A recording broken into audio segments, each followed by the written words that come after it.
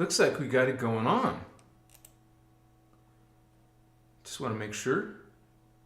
Looks like we got a black screen. Huh? Oh, it's floating. Okay. Here we go, Holy Ones. Much respect to your spiritual journey, discovering our spiritual path together, learning what that means, a spiritual path, developing your spiritual growth, your awakening, Chiwa. And so we're coming together in a community of people who are focused on a spiritual life, a spiritual lifestyle, spiritual thoughts, spiritual conversations, spiritual focus. You may have clairvoyance, clairaudience, clairsentience, at least developing towards that. And it happens normally. You would say all these ascension symptoms and developments, they happen over the course of your spiritual journey. And so it's a path of empowerment. Like we talk a lot about religion and some of the distortions in it, it doesn't bring you into a path of empowerment. It's not focused on that. But these teachings are about, you would say, spiritual evolution, not staying in the same place, not being limited to just the 3D perspective, but actually expanding beyond your thoughts, you would say your perceptions, your mindfulness, your awareness. Okay? Expand that, grow that. So you're not just a normal 3D human. You're not just stuck in your third chakra, okay, which is the reasoning mind, the ego. One of the things you do on your spiritual path is that you are at the beginning doing shadow work, doing ego work. And so this is what basically we're going to be talking about tonight, the spiritual awareness, spiritual journey, spiritual path. And so thank you guys for being here with me. This is a live broadcast, so let me say hello to all the family coming on in. We started about 5 minutes early, but that's okay. We got UTD in the house. Daniel Lee Peters Jr., greetings to you, Holy One. Got Courtney, blessings, Holy One. We got Anushka, good evening to you as well. Jesse Starseed, hey familia. Jennifer Merva, welcome, Holy One.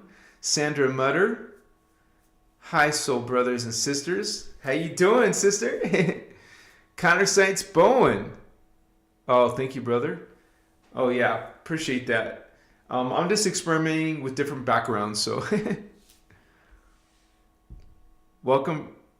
Greetings from Mayan lands. Wolf Studio. Which particular country are you in? That's interesting. Thank you, Wolf Studio. Lauren Wisdom in the house. All right. Good to have you. Ancient Angel 555. Thank you for your positive vibes.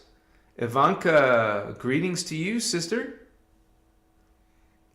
We have our moderator, Sarah Holder. Thank you, sister, for being here. Good to see you.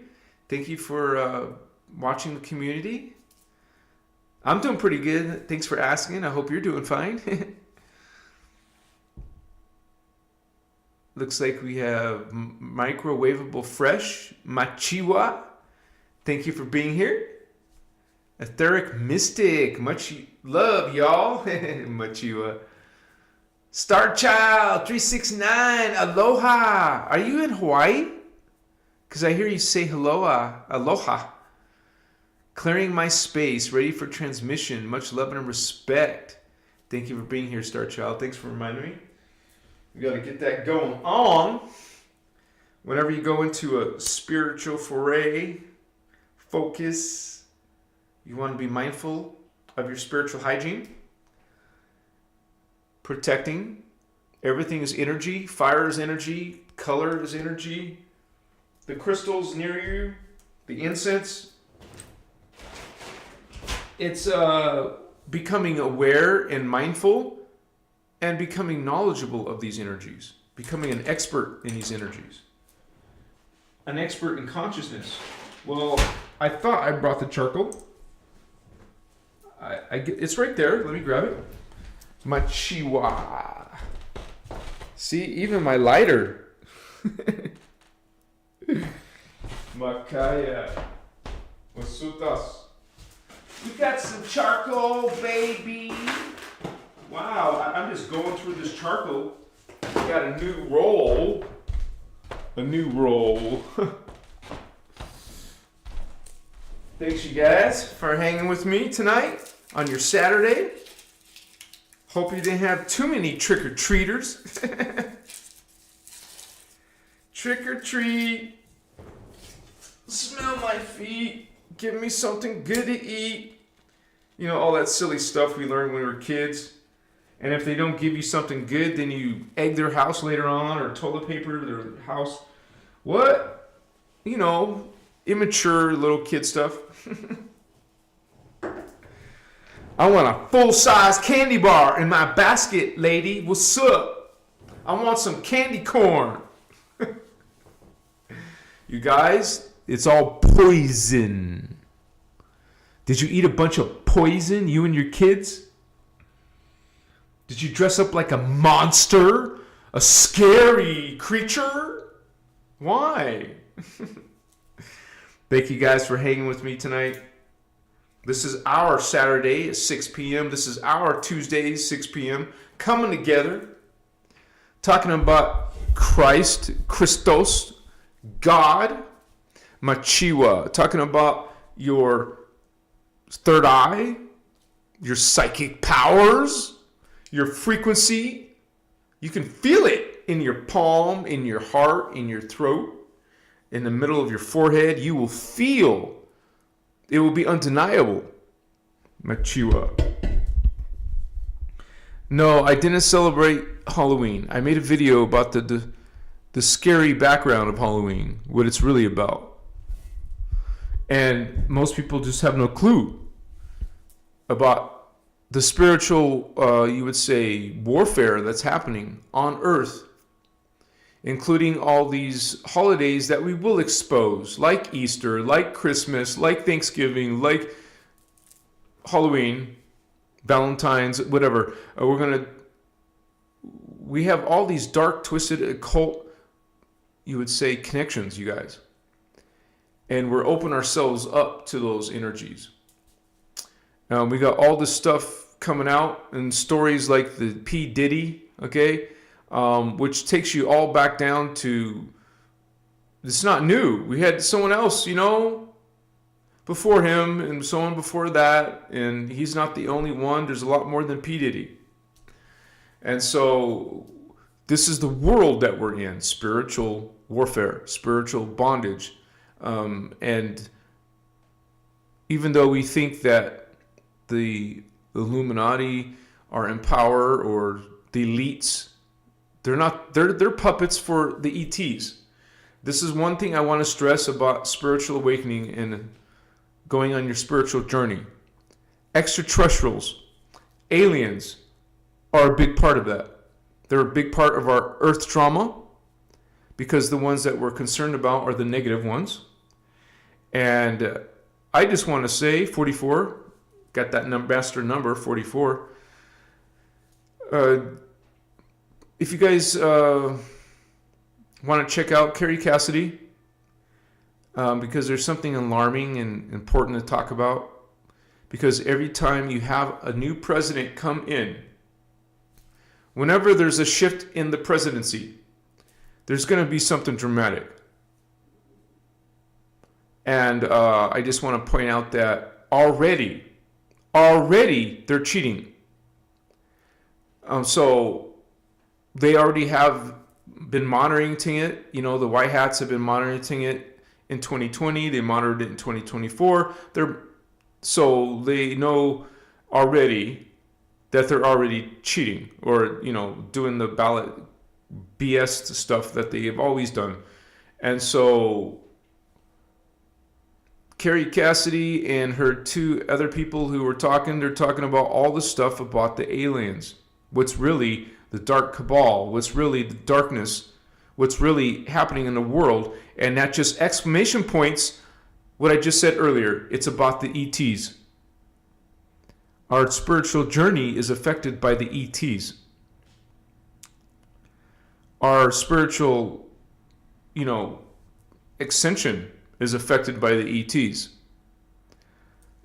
So, yes, we talk a lot about Anunnaki, but it's also the reptilians and the Zeta Gray aliens are the ones who take over. We already know that from these teachings. And so part of your awakening is learning that we're living in this life within a very interesting time period, a time period that is in the middle of the spiritual ascension. It's hard to keep track of all this stuff. This is why you take notes and you make diagrams and pictures and connect the dots and see the vision in your mind. See what we're up against. See the whole sit rep, the spiritual, political thing. Okay? It comes down, come on. See the picture. See the sex trafficking. You see the, child kidnapping, raping. See the white powder that these elites are after. You see it again and again and again. You see, this is not going anywhere. It's here. And if you think it's being cleaned up or will be saved, when you realize in the back of your head that they're going to end up taking over, they're going to end up winning in your lifetime. And I want to say that Carrie Cassidy talks about civil war, that there's a lot of legitimate, you call them remote viewers, famous remote viewers who have an excellent track record. Lots of remote viewers are saying that Kamala wins. Lots of remote viewers, the same ones, saying that there's going to be civil war. So watch Carrie Cassidy. She's banned on Twitter. She's banned on YouTube for these reasons. They ban you because they don't want you talking about the truth. If you're talking about the truth, you get banned. I can't even say everything. That's why I'm saying go check out Carrie's video yourself. Project Camelot. Go check out the video. And actually stay tuned with Carrie Cassidy. She is like my inspiration too. It is because of Carrie Cassidy all of you have learned about Ashiana Dean. There's a connection. Okay? This is a spiritual warfare. That's what you wake up to. You wake up to the reality, and even in myself, I'm making a video about the 6 banned foods. 6 American foods that are banned in other countries. You guys, they are freaking attacking us intentionally. They're attacking you in your food, man. I can't tell you how vital, how important it is to be on a spiritual lifestyle, a spiritual diet. All those chips and crackers and cookies and donuts and cereals and meats. It's all freaking dark, twisted stuff. And this is what you wake up to in your spiritual journey, that this is rulership. This is spiritual bondage. Spiritual bondage 101. In college courses, 101 is the beginning, the easy stuff. This is what you learn first. We're in spiritual bondage, honey. Not to send out fear porn. It's to, you see someone that you care about and that you love, you give them warnings. You can't make their decisions for them. But in your spiritual journey, the reality is that darkness is ruling and will take over this planet. And so what we're about is being in protection. This is why you talk about it. You talk about it so you can start being aware of this stuff, being mindful of the seriousness, how deep it truly is, how dark it truly is. If you just ignore it and just say, forget about it, I don't care, that's setting yourself up and your family to be in some freaking horrible conditions and situations. You know, the type of people, when you got all this control systems and AI systems and security systems and drones and warfare, and, you know, this is all meant to control you. Okay? We're being controlled. And remember, we can point fingers at presidents. We can point fingers at governments. It's not them exactly. They're the ones doing the dirty work. They're the ones on the ground doing the work for the reptilians, for the Zeta Gray aliens. These beings hate you. The Anunnaki hate you. They want to kill and sacrifice the Christ, the Christos. The Christos races, the Christos people, the Christos guardians. They hate you. They want to conquer you. They want to torture, sacrifice, make you miserable, siphon you, siphon your energy. This is what you wake up to. This is what we discover. Now, if you're a new age, everything is hunky-dory. Everything is rainbows and beautiful. Do you want to know the true story, or do you want to see the frosted coated story? If you're a legitimate light worker, you care about the dangers. You're mindful of it just as much as you care about the security and safety of the children that you love. You love the children, you love yourself, you care enough about these things. You care. It's not meant to put you in fear. It's meant to, honestly, it's about the opposite. It's meant to put you in conviction and strength. You're meant to be able to now start taking care of things. Like having plenty of water, having plenty of extra food for all of you.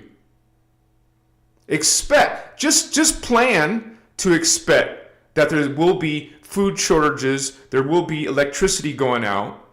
If you're in a super cold place, a super hot place, you know, these are things that you take care of. If you're responsible and you care about your life and your freedom, because I know a lot of you, you know, it's a civil war. Civil war between who? Who are we fighting? Each other? Did you watch The Walking Dead? You were programmed in TV shows like The Walking Dead. I'm not talking about the zombie stuff. I'm talking about, hey, we hurt and harm and take and steal and kill each other. When civilization is crashing, when there's civil war, people are going to be pulling guns on you. People are going to be taking your shit, stealing everything you got for themselves. They only care about themselves. Look at what in The Walking Dead. They will murder you for food. Murder you for what you got. That they will get into gangs. You're going to be dealing with gangs in Civil War. You're going to be dealing with people taking advantage of vulnerable people. You know, this is something that you and your family and loved ones have to plan. Because we're talking about World War III eventually. We're talking about this coming into sometime a united world. You know what that is? A one order controlled by reptilians and Zeta Gray aliens. Let's say exactly who it is. Not Russia, not America. Point up there. Up there. If you can wrap your mind and understand that aliens are part of this whole scheme, part of the Democrats, part of the Republicans, part of the Illuminati, part of your spiritual ascension. So that means you need to be responsible and start taking control of your life, of your protection, of your food, of your water. Think about solar power. I have one of those battery chargers. It's not a battery charger. It's not solar either, but You should have a one of those indoor, and it's not indoor, but you know what I'm saying, very small little generators at least. You're going to be spending probably $1,000 in camping gear and self-sufficient gear, water filtrations, some type of power system. You need to be mindful of this shit, man, because every time there's a new shift in power, that's their opportunity. That's their window. You can expect bad things to happen. You already know, you're finding out that they're already cheating in the ballots.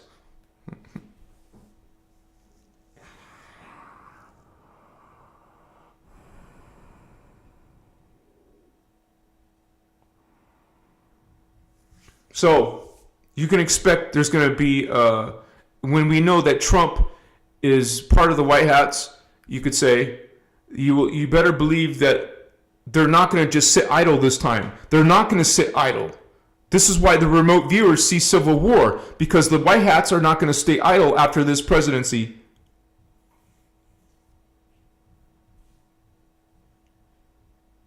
Wait a second.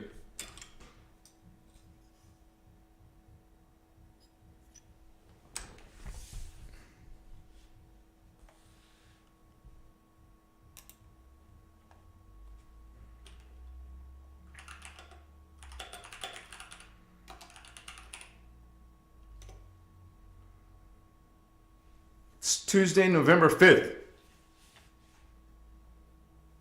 Tuesday, November 5th, right? So Tuesday's the big day. You could care, maybe a lot of you could care less about politics. Hello. Politics is part of your spiritual life. You pay attention. What I'm saying is, what happens from the politics is going to affect your spiritual life. What happens in your country, who your leader is, who's your, this is something that we wake up to. This is something that we take serious. If you're all about, those are all conspiracy theories, oh my gosh, there's no chance that you're going to ever be prepared, or your loved ones or kids. If you're just all hooked up, that's all conspiracy, that is reflection of your discernment, or I should say lack of discernment. Do you have discernment? Because this whole channel has been teaching you, reminding you, sharing with you about this darkness. Not to make you in fear, but to be prepared. I'm trying to help. I love enough. I care enough to want all my beloveds, all the Starseed brothers and sisters, to be prepared. There's no reason for you not to be prepared. I have freaking, even, it's not even big enough. Okay.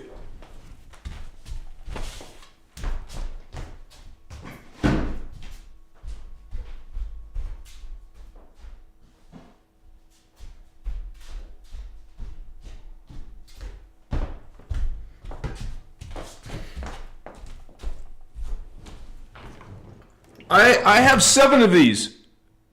I'm gonna keep buying more every time I go to either Walmart has these or Home Depot has these, or you can buy them online. They're like $20, but you can hold 7 gallons of water. Get used to, stop the freaking tap water if that's what you're doing. What are you doing? You know, how many people in your own family, in my family, have died from cancer? You know where that's coming from? It's coming from the water or the food. Most of it is because of what you put in your body. What I'd say at the beginning of the show: crackers, cookies, all this freaking diabolical. Those foods have agendas. Those foods have freaking agendas, man. And we're all guilty of eating that shit, but we're talking about making a change and stop eating this shit and getting your spiritual energies in control. Start getting water. Please, holy ones. Food. Have some food for all of you. This is part of your spiritual awakening. Because these creatures, these beings want to have total control over you. And the beloved angelic guardian nations have told us that they take over this planet, man. If you don't take that seriously, if it's not important to you, what are you doing? Well, why do you care about this spiritual information then? What are you doing here? Machiwa.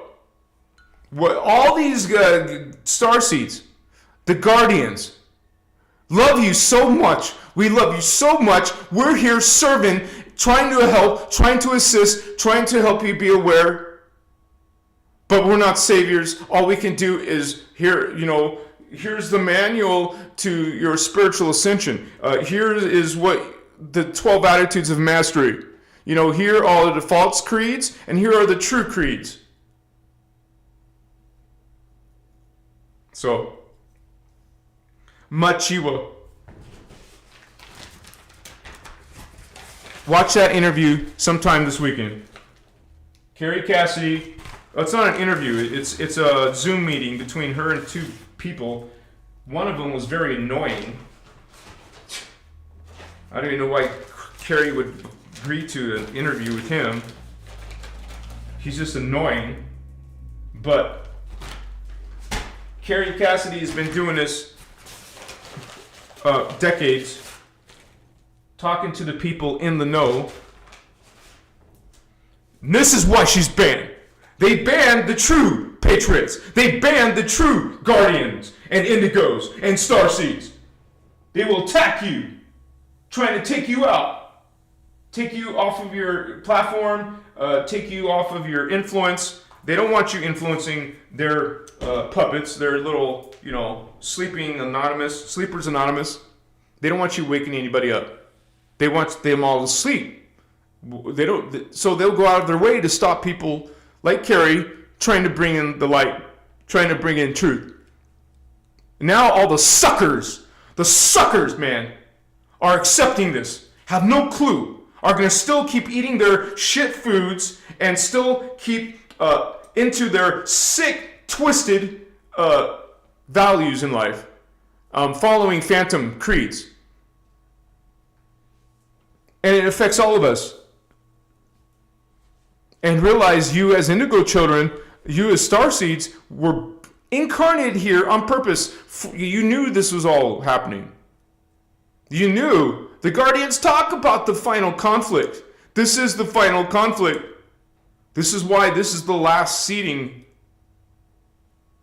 20 years ago, we weren't at that level yet. All this stuff didn't develop. But now, 2024, all this stuff is developed. And now AI is a big deal. Now we got aliens, it's a big deal. Now we got people talking about UFOs on TV, it's a big deal. We hear rumors of World War III. We hear rumors of Civil War. It's not conspiracy theories. You should probably take it seriously. I love you. Bless you in your spiritual journey.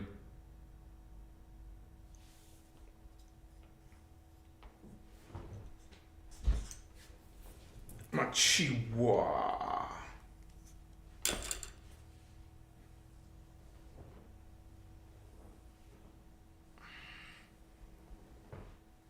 And think about this.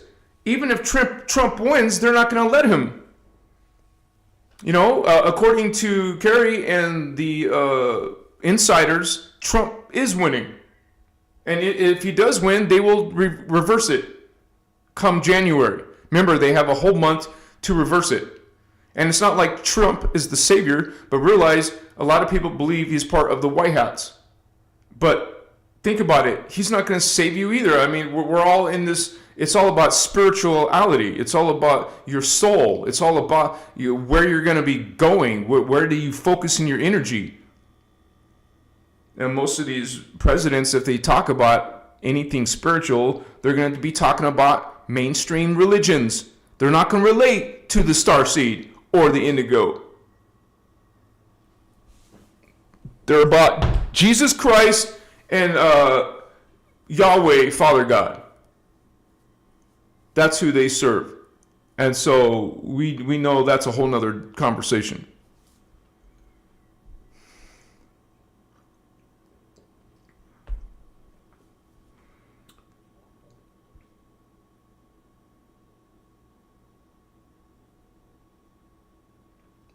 actually, Carrie Cassidy doesn't even talk about the Zeta gray aliens taking over, the reptilians. I don't hear her talking about, she's so into Oceana, she promotes her books. Why doesn't she know this? She must know this, that they take over. But she's all about saving the world and thinking we're all going to be okay. But she's still revealing important shit. So, nobody knows everything. But I take that seriously when there's a bunch of remote viewers who are legitimate, who are all seeing the same thing.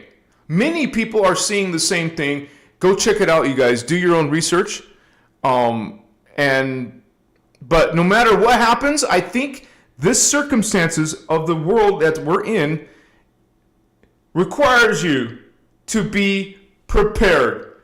Be prepared. Man, some people have been prepared a long, long time ago. Even if you don't have a lot of money, man, there's a whole bunch of cheap stuff that you could get that will get you through. Okay? So maybe it's good that my life didn't put me in Las Vegas. Because big cities, to live there, big cities are going to be targeted first. I'm not talking about in everything. In rioting, in civil disorder, in attacks, they're going to choose big cities. Wherever, if you're in a little city, maybe it's not going to be so bad. But still, you still be prepared.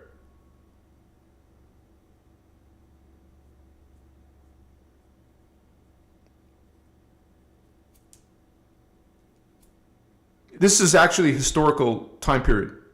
Even though it's not a bunch of fun and joy, it's a very important spiritual time where things are shifting and changing on Earth.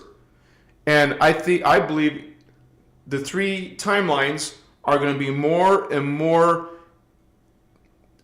obvious. We're going to see all the people who are resonating with the phantom timeline, the phantom Earth timeline.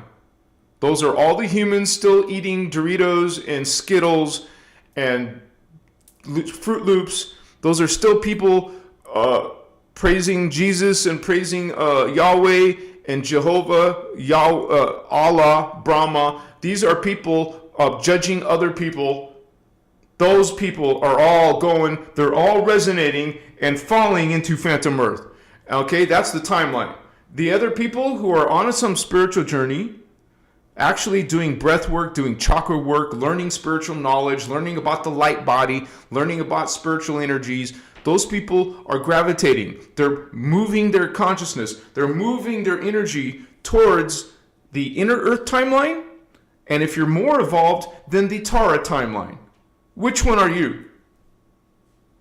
Which one are you resonating in? Are you raising your consciousness? Are you raising your energy? Are you becoming more 4D oriented, more 5D oriented, more 6D oriented?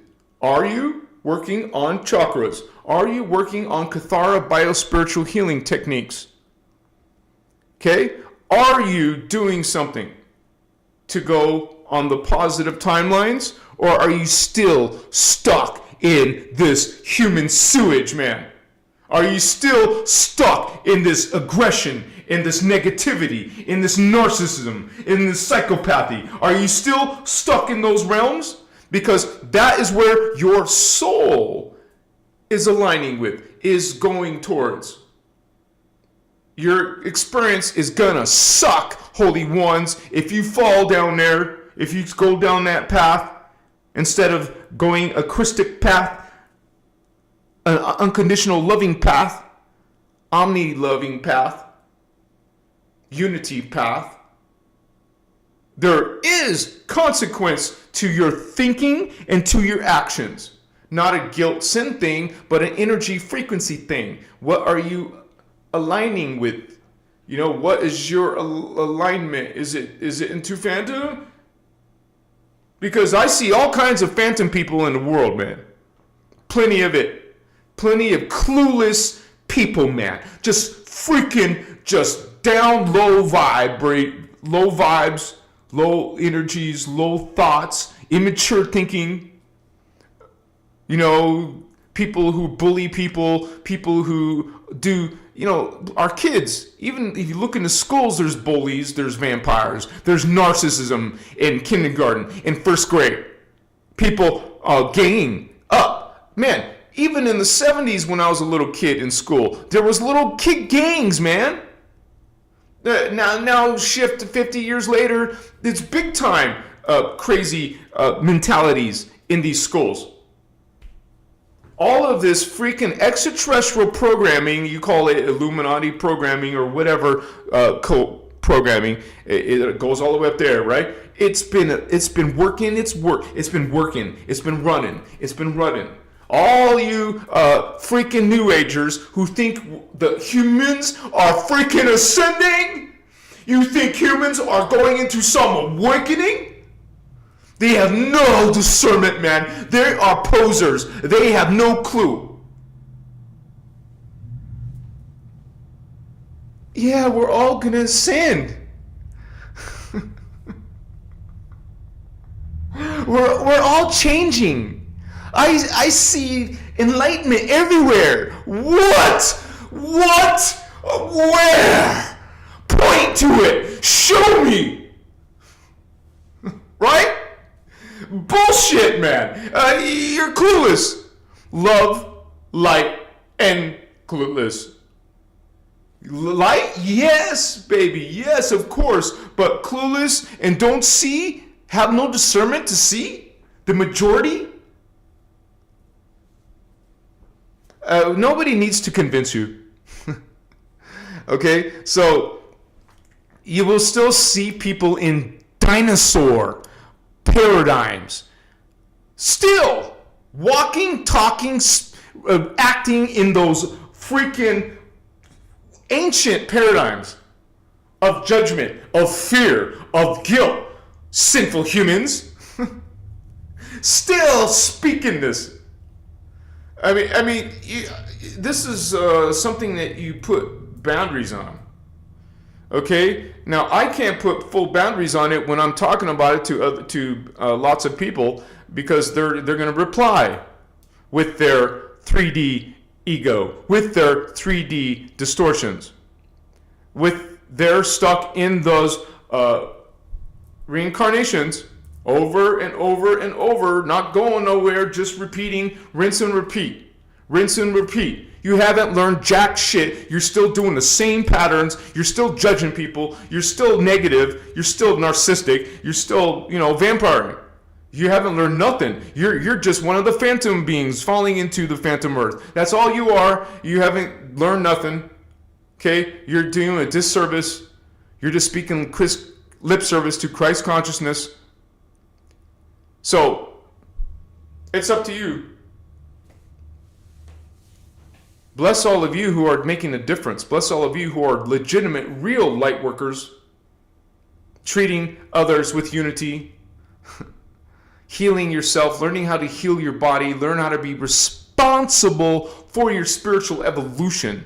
That means all the things that you used to love, that you actually fought and took, because you guys have seen me go through my own issues with donuts and crap. I have to go in Cheez-Its and crackers, and I'm speaking because I can relate. I've been there. I can realize that we're not perfect, but we're simply trying to deal with this battle, man. We're dealing with this freaking fallen angelics. We're dealing with this loose energy. We're dealing with this principalities. There's principalities here that are serving, this is another thing I want to say. Lucifer and Satan, man, are in the house. On planet Earth, I mean. They're here. And we're talking about as a race. Luciferians, plural, is a race of ETs. Okay? All this shit in the Bible, all this stuff that's distorted and twisted, no. Understand the true distortions that happen to the Bible by the Council of Nicaea. People swallow, they eat, they take in. the propaganda of the church. Oh, Council of Nicaea was about Easter and Jesus's deity status. Bullshit. Sorry, you just swallowed the propaganda.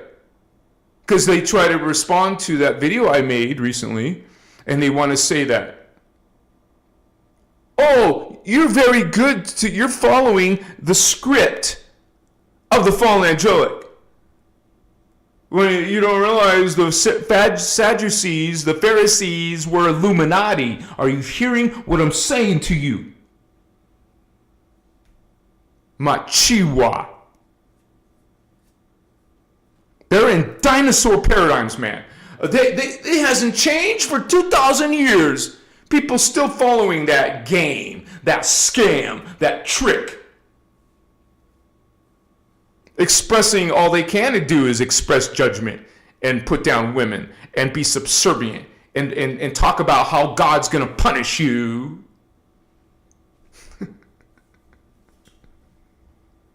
So you have to be in your inner Christos conviction. Most of the time, we ignore those people. We cut those people off from us. Cut off those cords, baby. Doesn't matter if it's a wife, a husband, a girlfriend, a boyfriend, a family member, a friend. You cut off those cords, especially in nowadays. In the current spiritual sit rep. You better be strict with yourself, with your diet, with your relationships, with your conversations. Be strict with your own thoughts. Catch yourself making stumbles and mistakes, and don't punish yourself. Still love yourself, but you correct yourself. Transmute, fix, change, edit. Make a transformation, baby. You no longer want to follow that old energies, those old thoughts, and when they creep up on you, dismiss it and reverse it. When you have a negative thought, replace it immediately with a positive thought, the reverse thought, because that's how darkness and negative concepts and energies are. Do the opposite of the negative energy, the negative word, the negative concept. If it was about hate, I hate that person. Oh, I love that person. Omni crystals love. For example, F you, F this. Oh, stop. Change it. Change the dialogue. Change the words. Transform. Be a new person in 1 month from now. In 3 months from now, be a totally different person. In 6 months and a year from now, you should be a different person, not living. See, not only do you go on a spiritual journey, do ego work, do shadow work, you're not done. You still got to become a master in fifth dimension, a master, fourth dimension, fifth dimension, master of third dimension. Are you teleporting? Are you levitating? Are you remote viewing? Are you astral traveling? Are you going out of your body? No. Okay, you still got room to go. We all do. I do. Ashana does. We all have room for growth. We're in a 3D. You have a hell of a lot of room to keep on developing and growing and changing. I love you guys. Thank you for being here with me.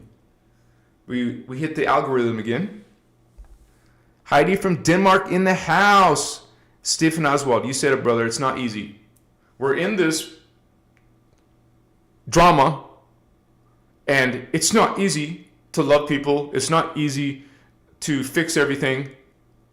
You said it. It's not. We've been lazy. Okay? It's time to be serious going into 2025.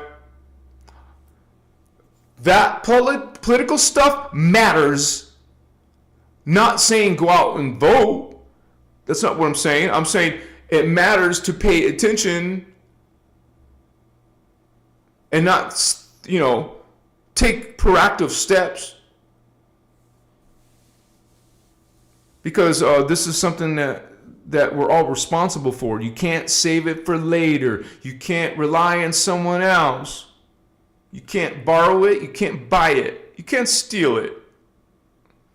Okay? You have to be serious in your spiritual journey, in your awakening. Be serious, be responsible, and it's not fun. It's not gonna be fun all the time. It's not easy. It takes effort, it takes planning, it takes sitting down in a chair, not moving, not talking, just closing your eyes and going into a natural altered state in your meditation. Okay, so this is a commitment, and accept. Just realize that we're healers, we're warriors down here. It's not going to be easy. Don't expect it to be easy. Just like people are trying to get muscle in the gym or lose body fat, it's not easy, but they want to go. They still need to do it. You still need to go through this. It's not going to be easy. It's not going to even be fun. We talk about the spiritual ascension symptoms. You know, those things you feel from the changes that are happening on planet Earth. They're not all fun. Okay, like having hot flashes, like having eating disorder problems or sleep issue problems. Okay, if they're going to attack your cookies and desserts and candies, they're going to attack your meat, your chicken, your pork. These are some of the things that I'm talking about in tomorrow's video. It's going to be published Monday. I'll have it done by Monday. The 6th, and this is just a tip of the iceberg. There's a hell of a lot of food items that have been, American food items that have been banned in other countries. And one of the worst ones, some of the worst ones, is Mountain Dew and Skittles. It gives you an idea. And beef, in American beef and American chicken, these things are banned. And pork, they're banned in other countries because of the way we process it. You know what we do to chicken? We put it in chlorine. There's fillers put in foods, put in meat. It's fake meat, not real meat anymore. And if they're putting fillers, what else are they putting? All the additives, things that poison us, things that give us cancers. Have you seen cancers rise and rise and rise? Hello, spiritual awakening, wake up call. We're being attacked. There's signs everywhere that things are getting worse in our children's schools. Things are getting worse in politics. Things are getting worse, man. There's no love, light, and clueless. You're blind or something. Have discernment. See that we have to take things seriously. Stop being lazy. Get off your freaking ass and make a change in your life and the people that you love's life. And start being aware. Have notes. No, seriously. Have notes. Are you taking notes? Are you saving pictures? Are you saving videos? Are you developing your mind and awareness? Develop your mind and awareness. Use your inner Christos and unity consciousness to discern. To know to separate the wheat from the shaft. That which doesn't serve you, transform that, and take what does serve you, what does resonate with you. Be serious about connecting to real truth, which is done through unity and Christ consciousness. The original intention of Creator is omni-Christos love. We filter everything from those main concepts. Even if you're not expert, right, in these teachings, if you're not an expert in Kathara or Sliders Ascension or Tantriya Hora, if you're not an expert, you still do the basics. You still do chakra work. These 3 chakra is what's important for humans on Earth. Of course, when you go up there, you're going to be worrying about the higher chakra. We're down here, we learn about the next 3 chakra. The heart chakra, the throat chakra, and the third eye. So we're doing chakra work. We're doing, those are called Templar, by the way. The Guardians call them Templar. You're working on your Merkaba. That's an advanced concept. That's not easy. You're going to learn the Merkaba. You want to learn your plasma body. This is why I'm asking you, have you done techniques this week? Have you done anything with your chakras this week? Have you done any changes in your diet? Have you done anything, Vato, besides just watch P. Diddy videos? I mean, there's a distraction for a reason. Okay, so this is time to get serious, man. You hear your brother Anahazi? I'm all hyped up today. It's time to be serious, man. It's time to take your spiritual journey on a whole nother level. On your life, on your thinking, on your planning. Don't let your ego get in the way. Don't let, these 3D patterns of yourself get in the way. You have to trump that. Trump, change, shift. Oh, that's old way. That's old thinking. Okay, change that. Switch that. Remind yourself, and you'll see yourself doing this. Catching yourself and adjusting. Fixing. Catch yourself, catch yourself, catch yourself. Be in mindfulness. Be in stillness. Be in awareness. Machiwa.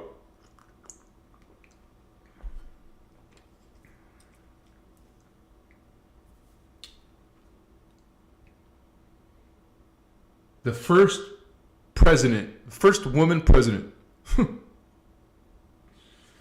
is going to be, it doesn't really matter if it's woman, man, black, white, it doesn't matter.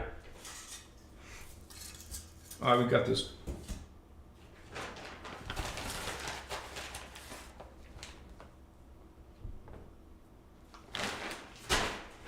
Because I had a real narcissistic spiritual friend who said politics don't matter and made a big deal about it. Oh, yes, honey. Those are people who don't see. I mean, we know, for example, Carrie Cassidy's covering all the political stuff. She's a high-level spiritual person. She knows that the politics are part of this spiritual drama. It's part of the whole Earth thing. It's part of the Atlantis thing. It's part of Lemuria. It's not new. It's ancient. There's shifts happening. With ETs and Guardians, things are shifting. And it talks about the history, the hundreds of thousands of years of history, literally millions, even billions of years of history. Machiwa. And if you think about it, there's, I can't say what Carrie Cassidy's saying on my channel. I'll be banned just like her. And she's focused more on the controversial stuff, like the secret space program. Okay, they'll talk about the satanic stuff. They'll talk about the Luciferian stuff. I talk about some of that stuff too. But some of the political stuff I don't go into. And by the way, that's not what my channel is focused on. My channel, my information is based on these teachings. It's even called the Christos Avatar. These are inner Christos teachings. My channel is based on that. This is why I have that perspective. That was my whole purpose of when I was creating this channel, to be covering and not going to some other ideas. Because I have seen other people do that. Like Mosimo. Like people know him from the Angelic Humanities website and Facebook group. He started off covering Ashana, the Emerald Order teachings, and then totally changed and switched and actually backlashed on Ashana. And so he died right into the psyop of flat Earth. He went into the psyops of the false science. Okay? And going into now, he's all teaching hatred now. His whole channel is now focused on the Jews. That's all Massimo talks about now is Jews. And how much, that's all he went from flat Earth, from the Guardian Emerald Order to flat earth, and now to hatred. Good job! No, it's not. Machiwa.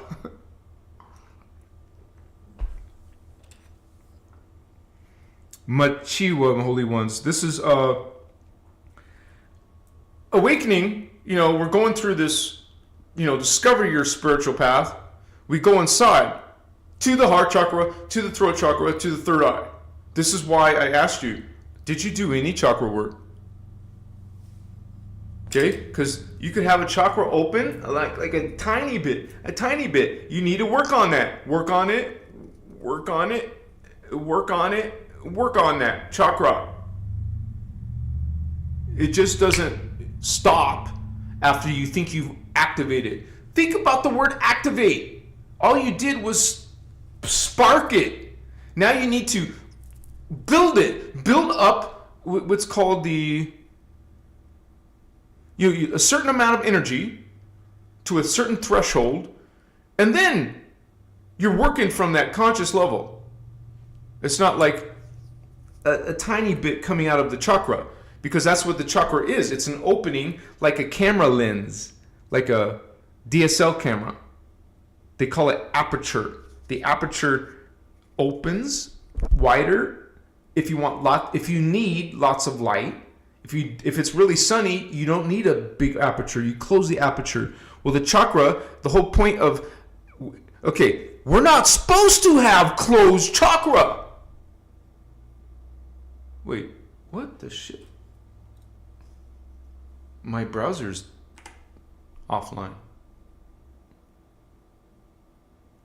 It's still working. Okay, we're not supposed to have closed chakra. Having closed chakra is a sign that your life or your race, the humans, it's a sign that something happened to the humans. And what's really funny, not funny, is these people in New Age saying, oh, it's dangerous to open your chakra, huh? It's like the total opposite advice. And then people get so focused into Kundalini rising. It's not about the Kundalini, man. It's about the chakra. Take your focus on the snake going upward to your spine and focus on the vortices called Templar chakra. Because you're getting the base chakra Kundalini, the sacral Kundalini, the solar plexus, the heart Kundalini. There's different levels, man. You don't just focus on something going up your spine. It's ridiculous. Okay? You have these multi-dimensional gateways, portals. And that's what a chakra is. This is an interdimensional gateway portal to the 6th dimension. Has nothing to do with some freaking Kundalini rising. Okay? You focus on the chakra, the consciousness of that level. Then you focus on this consciousness. Then you focus on the 8th chakra consciousness, or 7th. This is 6th. No, this is 7th. So it is 8. 8. Then you focus on the 9th chakra, and then the 10th dimensional chakra, the 11th dimensional chakra, the 12th dimensional chakra, which is the Christ, the Christos. You're not sitting here doing all this new age techniques. Oh, how do you raise your Kundalini? Wrong question. How do you activate your chakra? And which is opening the Kundalini. Okay? You focus on the Templar. Open these, and baby, you're gonna bring in some higher freaking chihuahua. You will see them, you will feel them, you will hear them. It will be real, just as real as this reality. This is real, yes? Okay? It's not in your head, it's not imagined. It's a real thing, a real place. You understand from the creation mechanics, we talk about the dimensions, the time matrix, time continuums, time vectors. We talk about the Huva bodies. We talk about the density universes, also called holographic universes. The multiverse, That's the macrocosm, baby. And then this is the microcosm of the macro. This is why you take the micro and connect to the macro. Other planets, other galaxies, other universes, because we have more than one universe. Other dimensions of reality, because there's 15.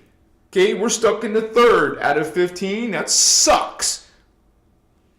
Okay, now you got a bunch of closed chakra in your junk DNA, dormant. You see, that's not normal. You're supposed to have it turn on. It's not dangerous to turn on chakra. That is a bunch of BS and irresponsible and is a disservice. Whoever ignorant, foolish person is sending that message out. It's the opposite message. It's a reverse message. Coolest one, you want to open. It is your superpowers, baby. It's something you already have. It's something you're reclaiming, taking back. Because we're in the third dimension and most people are in the third chakra. Just stuck, reincarnate, die, reincarnate, die, reincarnate. They're just stuck in this chakra, man. They ain't going into the heart, the fourth dimension. They're not going into the throat, the fifth dimension. They're not going into the third eye. They're just stuck here in ego, and they act like it. They have ego conversations. They have ego relationships, ego values. They're just stuck in the freaking ego. They're not even caring about aliens when it's all about the aliens. They're not caring about chakras or psychic energies. That's all BS. It's in your head. Go take your meds, schizophrenic. Okay, this is their maturity level. This is their 3D consciousness. Doesn't comprehend, doesn't see, doesn't feel, has no psychic perceptions, thinks it's all BS, and is judgmental and is aggressive. And, you know, maybe there's some nice 3D people.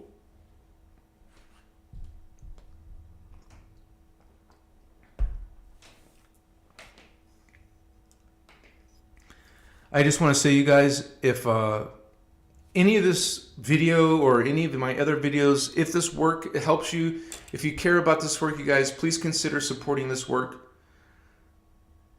Please make a donation here live. There's a little $, $5 even, whatever you feel called to. You could also support this work by buying one of my crystals. I sell crystals on Etsy. The link is below. You could also become a member. That's another way to support this work. So if you guys become members, you get the Discord chat server link.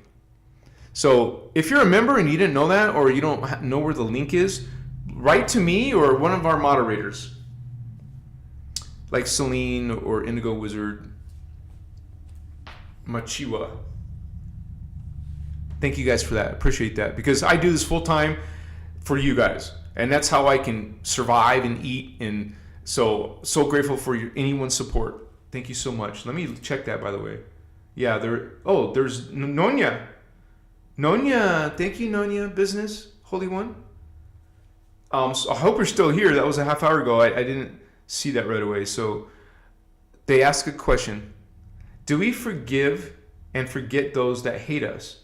If we forgive them, do they get away with it? Okay, see, that's tricky there. Can we stop them from hurting us or others in a loving way? Good questions. Bless you, Holy One, whatever you're going through. Of course we do. Of course we forgive. And there's nothing, you could say forgive is a bad thing, but, you know, there's nothing to be forgiven for. Like, as a Christic being, Christos, not Jesus Christ, Christos, bless Jesus. We talk about Jesus, but not from the religion point of view, which is distorted, which is not even the real Jesus. Okay? We say Christic, we mean Christos. Okay? And so we're meant to be Christic, and based on unity and loving others, even if they hate you. You love all. Oh, how could you love someone you hate? That is not all. I mean, someone who hates you. That is not all. If you're going to start making exceptions, that's not all. You're not in omni love. But it's not easy to have omni love. That was our comments earlier. It's not easy, but that's the goal. The goal is to get to that point where you can forgive. You don't need to forgive. Why would you need to forgive God? Because we're all God. The person that you hate is God. You are God. I'm God. We're all God. It's the concept that these teachings are based on. It's the universal sacred law of one. The true reality is there's only one being. There's only one reality. God. We're all fragments, faces, pieces of God. So you can't hate. If someone hates you, that's a part of God too, who is lost in distortion in the hologram fields. There's 15 levels of the hologram. And in the hologram, God experiences distortions. God put itself here to explore these energies. This is God's creation. God created everything. God created the hologram that is polarized. It has a particle and it has an antiparticle self.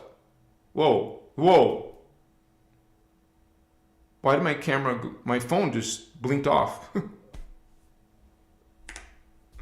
So, let me wait till it refreshes. So, Creator God obviously wanted to experience polarization. So, God is continuously, every nanosecond, how fast is God, right? Every nanosecond, God is expanding. God is continuously expanding and growing. Sorry, it's Saturday night somewhere, right? God doesn't stop creating. God's the creator. God is always creating. God is always thinking, creating, So, if we're all God, the person who hates you is God, you're God. Why would you need to forgive God? Right? But you can say stuff, I apologize, I'm sorry. Or that person can apologize and say they're sorry. If you want to forgive, then forgive. If that's the word you want to use. Forgiveness. You can have forgiveness for someone who hates you. It's not easy, right? I don't even have to tell you that. That person hates me, but I still love them. I make this statement, you guys. You can love someone, but not like them. Like means I want to hang out with this person. I'm excited and interested in talking to this person. But if they're one of those people that you put boundaries on, you can love them from a distance.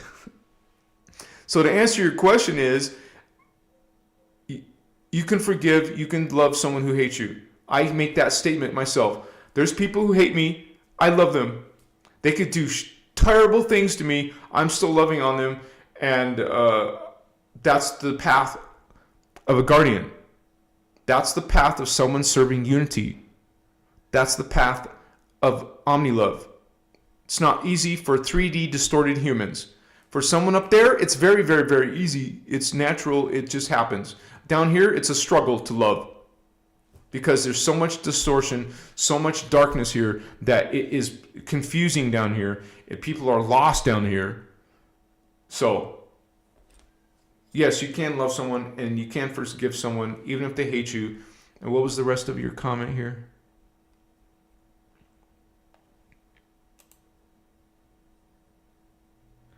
If we forgive them, do they get away with it? See, that's the mentality of a 3D. Wanting someone to be punished, wanting someone to be judged. And now you're assuming that there is a judge, that there is someone who punishes. No. So you mean they just get away with it? No. You You see, all is God, and then there is actions and reactions. In God's creation, if you do this or that, well, this will happen. So if the person who's hating on you, looshing on you, being a psychopath on you, that person is going to experience it in their journey. It's going to experience in probably their next life, or even in this life, they'll have some instant karma. There will be karma. That person is developing karma. Then there's a bunch of people who don't believe in karma. The guardian angelic nations talk about karma. Our teacher, Iyasha Ashana, talks about personal karma, planetary karma, race, human race karma. It talks about galactic karma. Ashana talks about universal karma. There is karma. Not what you think from New Age. Karma is something that has happened based on the actions and the thoughts that you did in your previous life. It has a big deal with your past. What you've done before is what you're experiencing now. So that person who hated on you or whatever, did whatever to you, they are going to have consequence. Maybe that doesn't satisfy you. That is still distortion in yourself, Holy One. You're not thinking about, I hope they get theirs. I hope they pay. You see, those are the wrong energies. No. Let me correct myself. It's not, nothing's wrong or right. Right? You want to say that that's not the best way to serve you. You're not serving your best, not best interest, the best for your soul. We're mindful of those little distortions, such as, I hope they pay, right? That's normal. Can we stop them from hurting us? Oh, of course. We're not here to be lambs, sheep, in a loving way. Yeah, it's called placing boundaries in that person. That placing boundaries on someone like this that you don't want around you, you don't want around your children. You put them out of your life, out of your conversations, out of your relationships. You break up, move on. Restraining orders if it's necessary, moving and going, hiding, moving, hiding, whatever. Do what you got to do to get away from the narcissist, from the vampire, from the person hating and harming, being a negative, being aggressive. We're not meant to be sheep. And think about this. Think about this. Even guardians go to war. You know how I can say that? Because there was something called the 1,000 Years' War. They were fighting for us, for the human race. There's something called the Electric Wars. Once again, the guardians were involved in war. Because you don't ignore someone bashing your head in with a mace or a sword or a laser gun. You don't ignore that. Someone invading your village, your city, your planet. You don't allow that. Even if you're a guardian, all about love and unity, you still defend. Guardians are defenders. If anything, they're not going to even develop weapons, so to speak. They're going to develop defensive technologies that counter your weapons. One person will have a handgun, another person will have a taser or a stun gun. Not killing, not lethal. Pepper spray doesn't kill the person, but it will stop them. It's defensive. You take that on greater scales.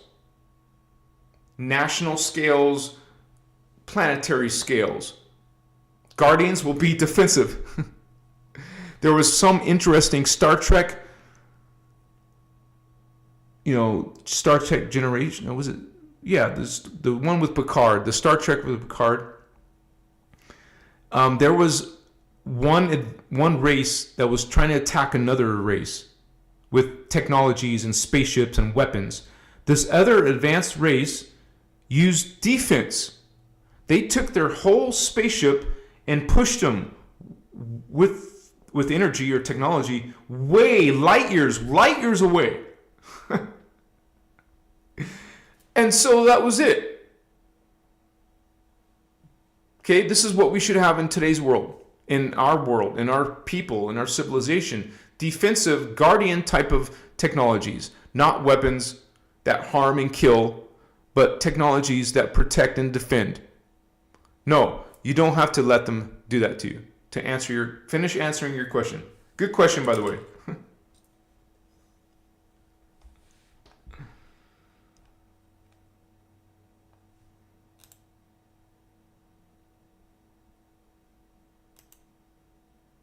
Okay.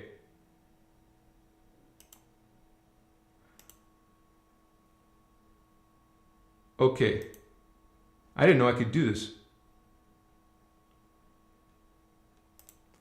I will dance and party. I will dance and sing.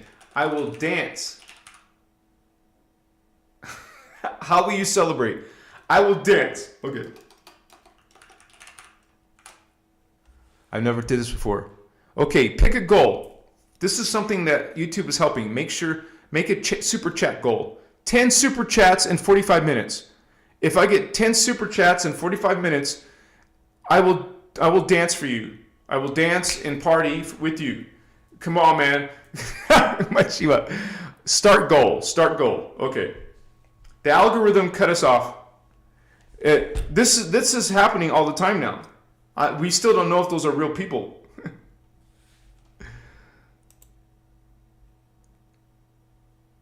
Thank you, guys.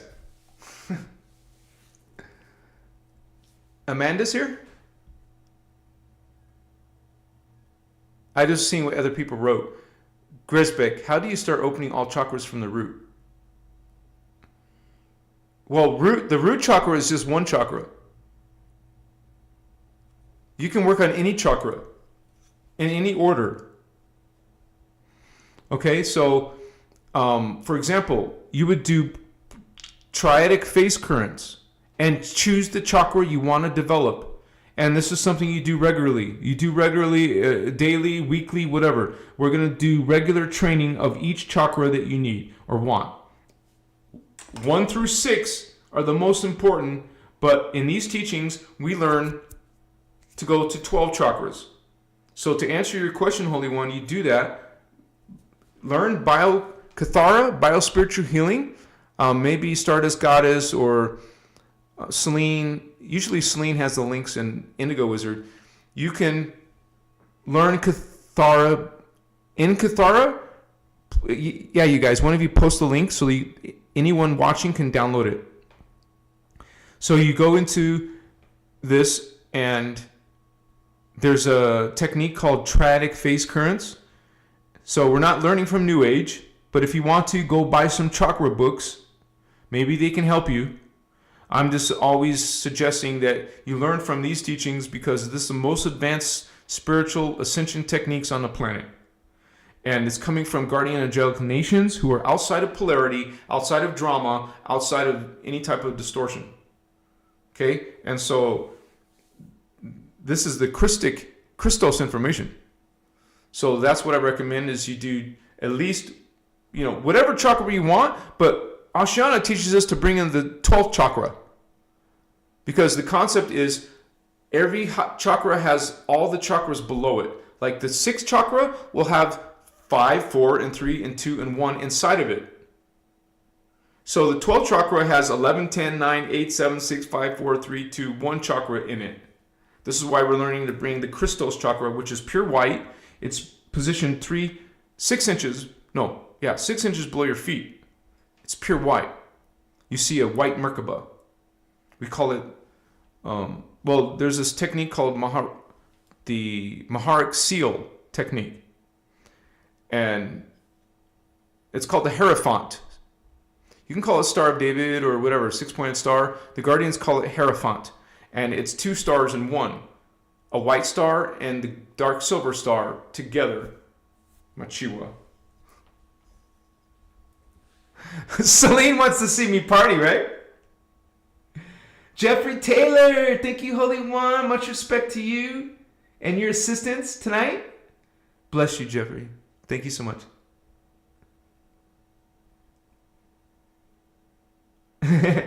And we also have Celine, Star Sister. Wait, let me see if I can do this. Oh, you guys, it doesn't let me comment or like. I don't know how to do that. I don't know how other people are doing it. But since I'm the creator of the channel, it doesn't let me do it. Why? That's weird.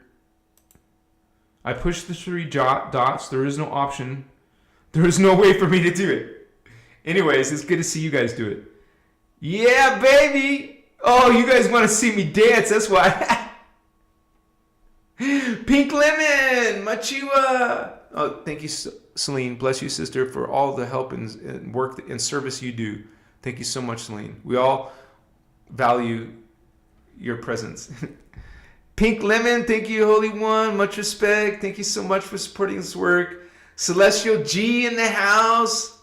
Help, thank you so much for your help. And Tracy Ann, Machiwa, Peoples of Gratitude, Stephen Oswald, Star Val, OMG. Holy cow. So it says it's only count. It's not updated. It says 3 of 10. Let me refresh. Let me refresh.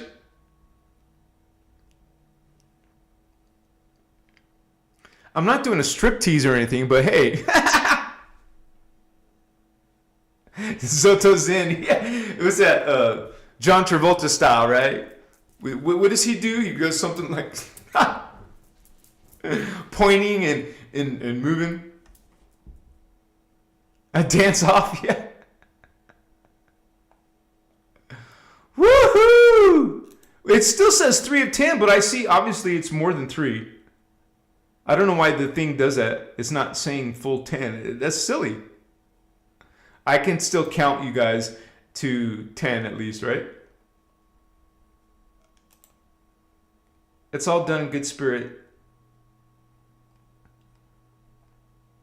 So we started counting after Joffrey Taylor's first one. So we got Joffrey 1, 2, 3, 4, 5, 6, 7. We need 3 more. 3 more donations, Holy Ones. And we'll get it. I didn't have to put 45 minutes.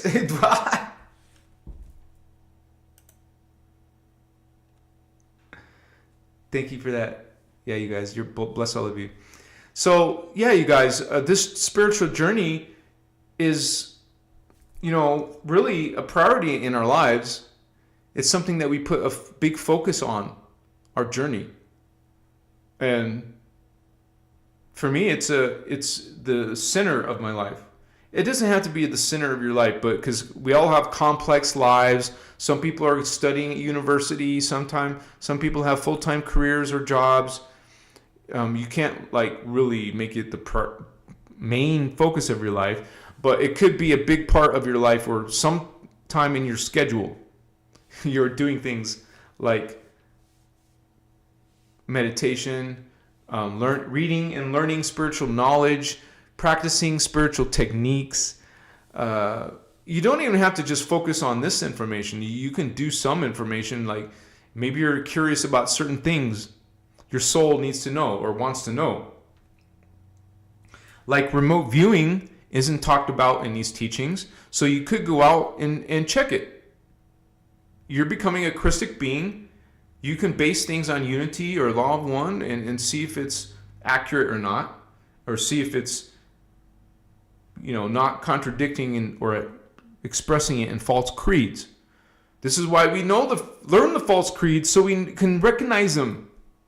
You will recognize now fear or guilt. Some system talking about guilt or focused on guilt, focused on you need a savior, focused on you need to be subservient, you need to blind worship, when we know worshiping is a phantom thing, a negative fallen angelic thing.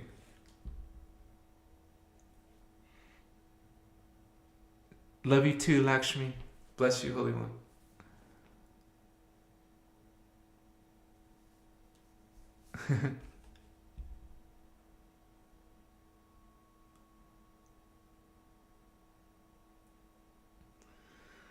Stardust Goddess, Celine, Indigo.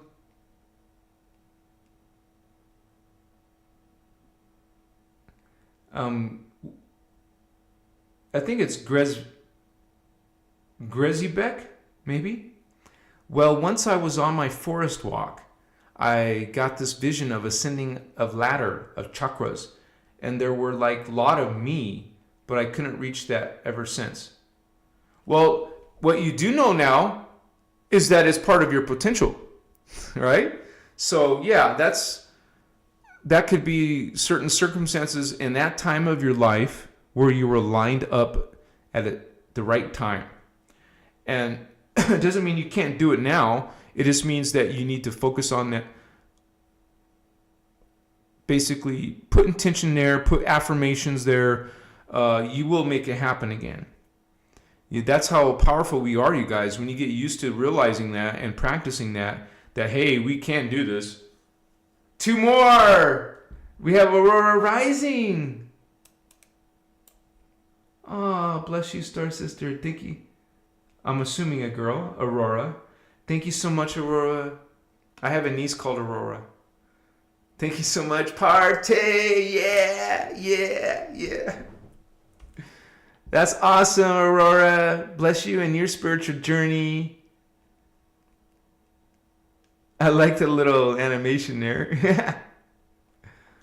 This thing doesn't let me go all the way down. Oh, there we go. Eddie family.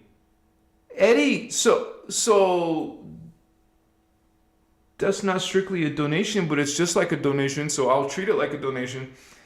You got 5 avatar memberships in the house. Wow. It doesn't say it in public anymore.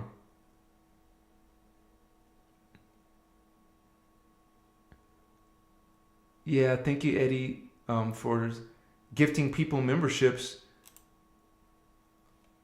It doesn't say who became a member though, but that's okay. Thank you, Eddie. Bless you, Holy One. So one more, you guys. One more, and we'll get dancing. We'll do a dance party. One more. You guys are awesome. Thank you so much for pulling through and helping this work out.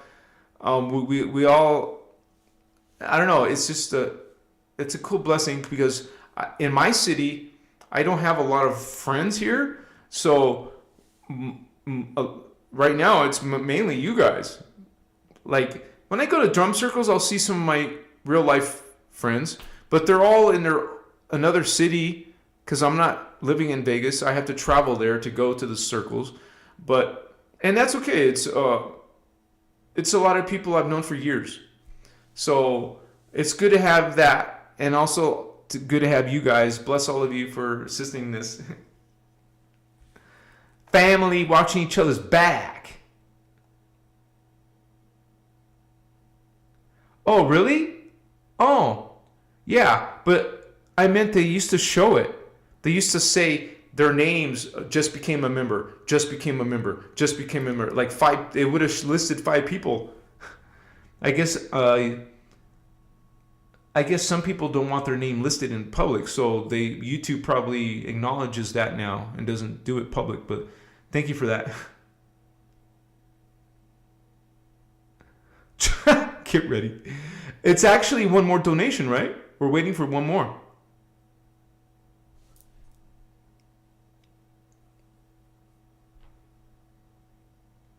Oh, it does say the names. I didn't scroll up high enough. Adrian Smith, Elephant Tusks, Shadow Dwellers, Ancient Angel 555. That's your host, you guys. Eddie Family's your host.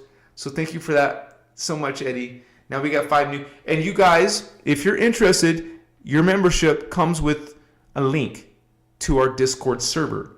Much respect. Come join us and chat there. You're all welcomed. Jennifer did it. Oh, I can't tell my city. I'm protecting myself. But thank you so much for supporting.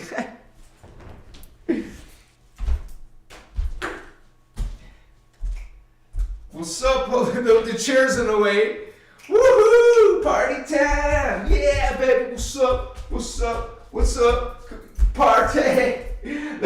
no Doritos, no Skittles, no Cracker Jacks, no Fruit Loops. We'll have some. Can you think? You guys put in the comments some sweet vegan food. Like dates are sweet. Do you like dates? We'll have a party, but with healthy stuff, okay? And still have fun, baby. What's up? What's up? What's going on, baby? What's up? We're not be doing a clubbing dancing or drum circle dancing.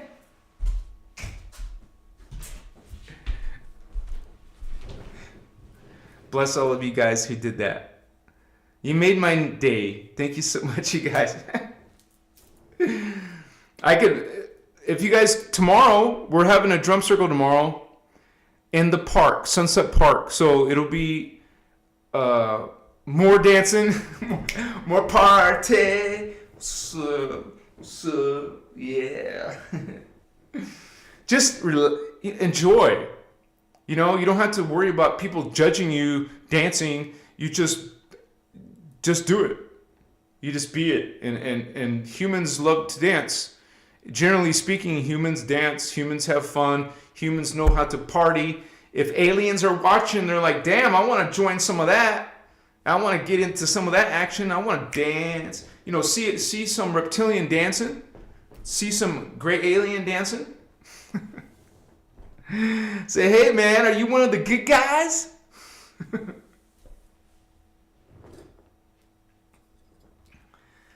I know back in the day when I was, working out, I was 4 times a week. I would do strip teases.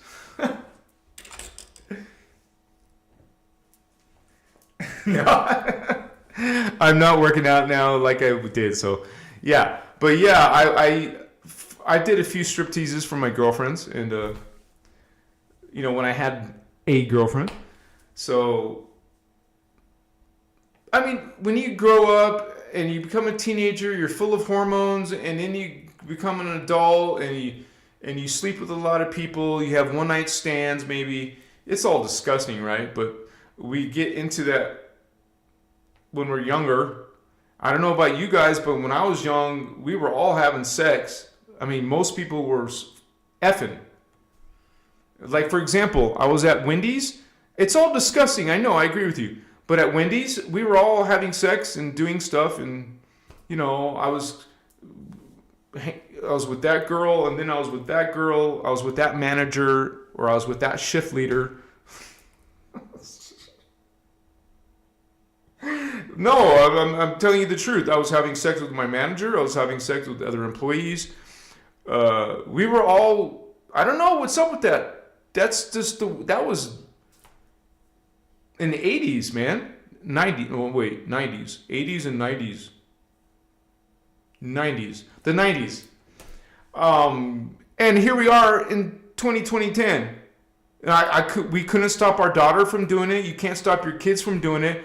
They're going to be effing, and they're full of all this hormones, and then they get all this sexual ideas from movies and porn, and so even a kid, it only takes a few seconds to find porn now. It's not like before when it was all done in magazines. I'm just saying you don't even need porn, but some people use it to spark their juices, right? So I don't know where that conversation came. Sorry. Yeah. It's not a competition. It was just you're simply, I want that person, or I like that person. Let's have sex, or try to have sex, or and then there's this whole thing about your friends having sex with some of the people that you were with. I'm like, that's disgusting, but you're all disgusting. We're all disgusting down in those energies. Maybe some people were virgins until their husband or wife. I don't know, but I wasn't. And so I remember my first time. I didn't even know how to do it. The girl had to help me. I was just horny and wanted to get it on. And I thought, I didn't know it even goes inside. I thought it just rubs against and And because I didn't have the birds and the bees talk with my dad. I had to figure it out through, his cable. And his cable, he had Penthouse, or no, it was Playboy or something. See, girls are not into that as much, but guys are, and I don't know. It's all become twisted though. It's all twisted and dark, and now it's into rituals. Now it's violence involved, or whatever, killing, torturing. Now it's satanic. Now it's like not even safe, even though generations and generations we've been talking about condoms. Well, people will go have sex anyways without condoms. When it's weaponized, sex is weaponized nowadays. Well, it's not new, right? We've been having AIDS since a long time ago. How many people did you know who had AIDS? I know at least one person who had it. But there's all kinds of sexual transmitted diseases. And so, what?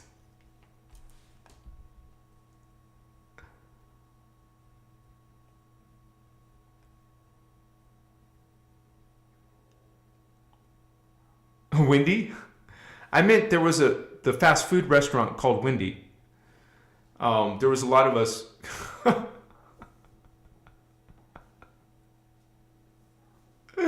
But I did find 2 serious girlfriends at Wendy's. So there was part of me that wanted the girlfriend.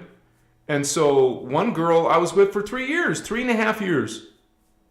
And it was some girl who was Russian. She came from Belarus. And she didn't speak much English. Wow. She was so exotic to me.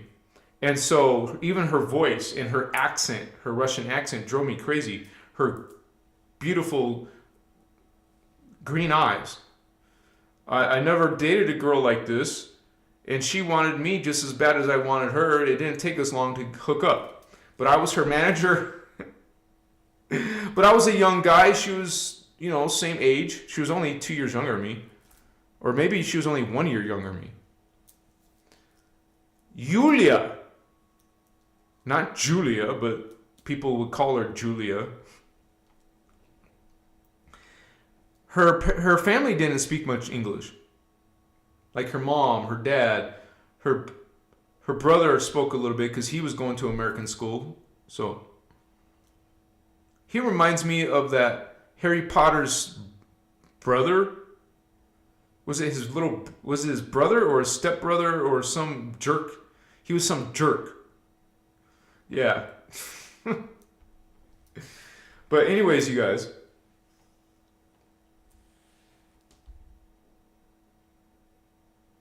Oh yeah, pink lemon. Yeah.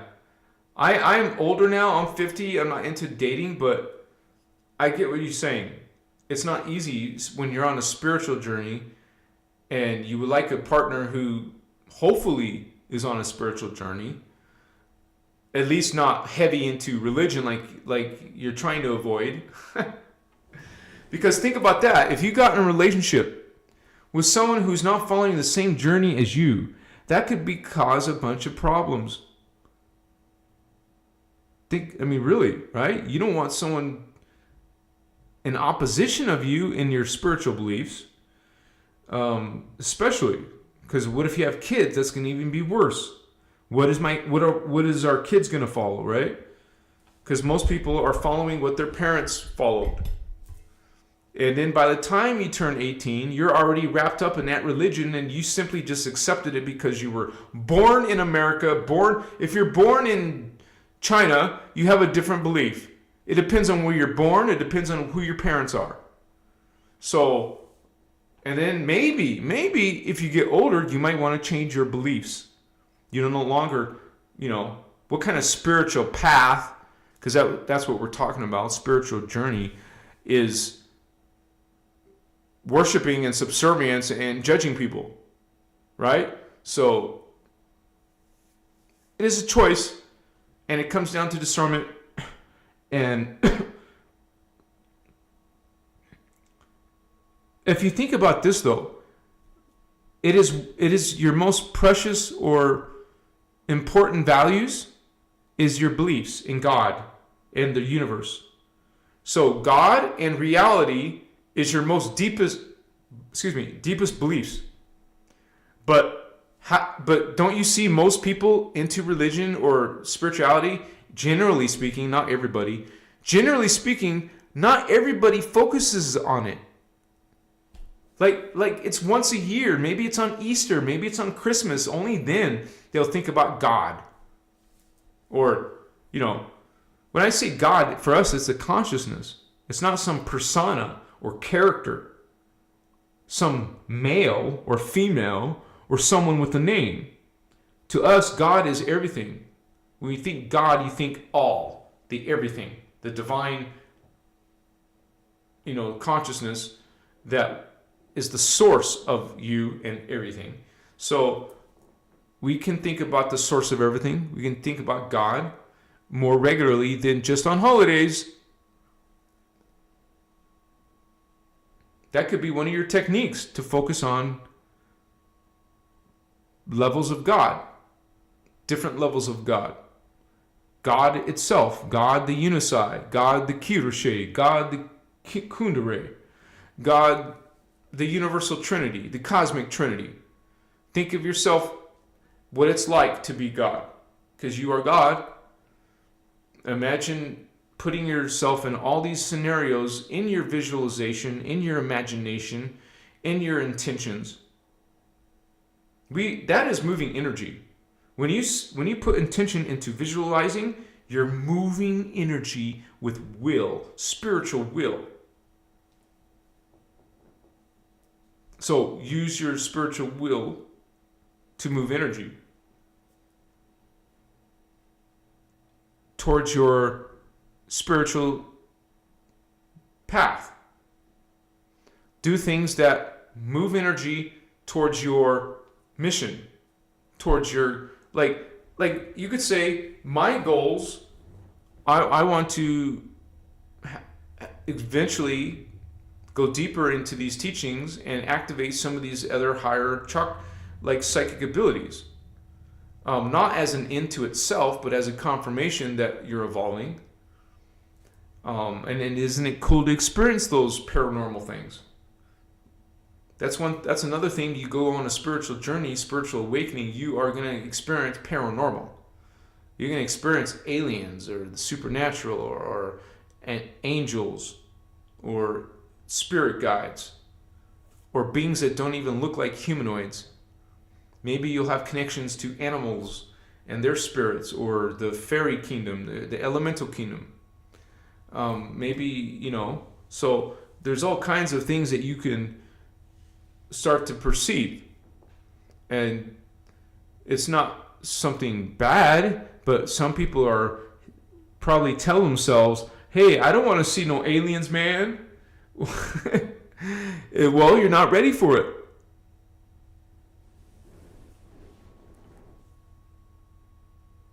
It just made me think of Bashar, who said that he didn't say who's going to win, but he said if Kamala wins, then there will be first contact. And this teaching say the first aliens who contact Earth will not be guardians. So don't get all excited when we get contacted and it's shown on TV and the government is now sharing the information about aliens. That's not a success, though. In some regard, it is, because now most humans are now introduced to the reality of aliens. But when they get some beings coming down, and now they're going to be running the show. First of all, the government's allowed them to land. Then there's some agreements. It wasn't just like in a movie. You see some alien ships, they're going to try to stop them, fight them, or whatever. So if they're landing, that means the government knows and is giving them permission We know that little Zeta Grays, you know who they'll come first, I don't know for sure, but I can guess. It won't be gray aliens or reptilians. That would scare the shit out of most people. They will probably send, just like they sent to Billy Myers, some pretty blondes, some Nordic blondes, some pretty aliens who look somewhat like us. So, when we know very well that most of these aliens don't look like us, they look totally different, alien looking, and like us, like starseeds and indigos, we're not going to trip out. But a lot of these 3D people, they've been this whole time following God and Jesus and Yahweh, and there's no aliens talked about in God. God doesn't talk about aliens in the Bible. And then suddenly their whole paradigm, there's aliens for real? What chapter and verse is it? There's no aliens? Huh? So, aliens are real. No, they're not. Yes, they are. Okay, you can believe whatever you want. In our lifetime, unless you're 90 years old, but in our lifetime, we're going to see aliens. It's not extraordinary. It's normal. It's normal in inner Earth. It's normal in Tara. It's normal for humans to be dealing with aliens. Whether positive or negative, it's not just limited to the Earth population. The universe is much greater. This is part of your spiritual awakening. It's not just a flat Earth that goes nowhere, honey. This is a huge life matrix. Countless alien beings. When we know from the numbers in here, it's in here, you can look it up, 25 billion star leagues. That means 25 billion different planets. That's 20 different alien races. 25 billion different alien races in the guardian angelic nations. So, each one of those planets probably has billions, maybe trillions.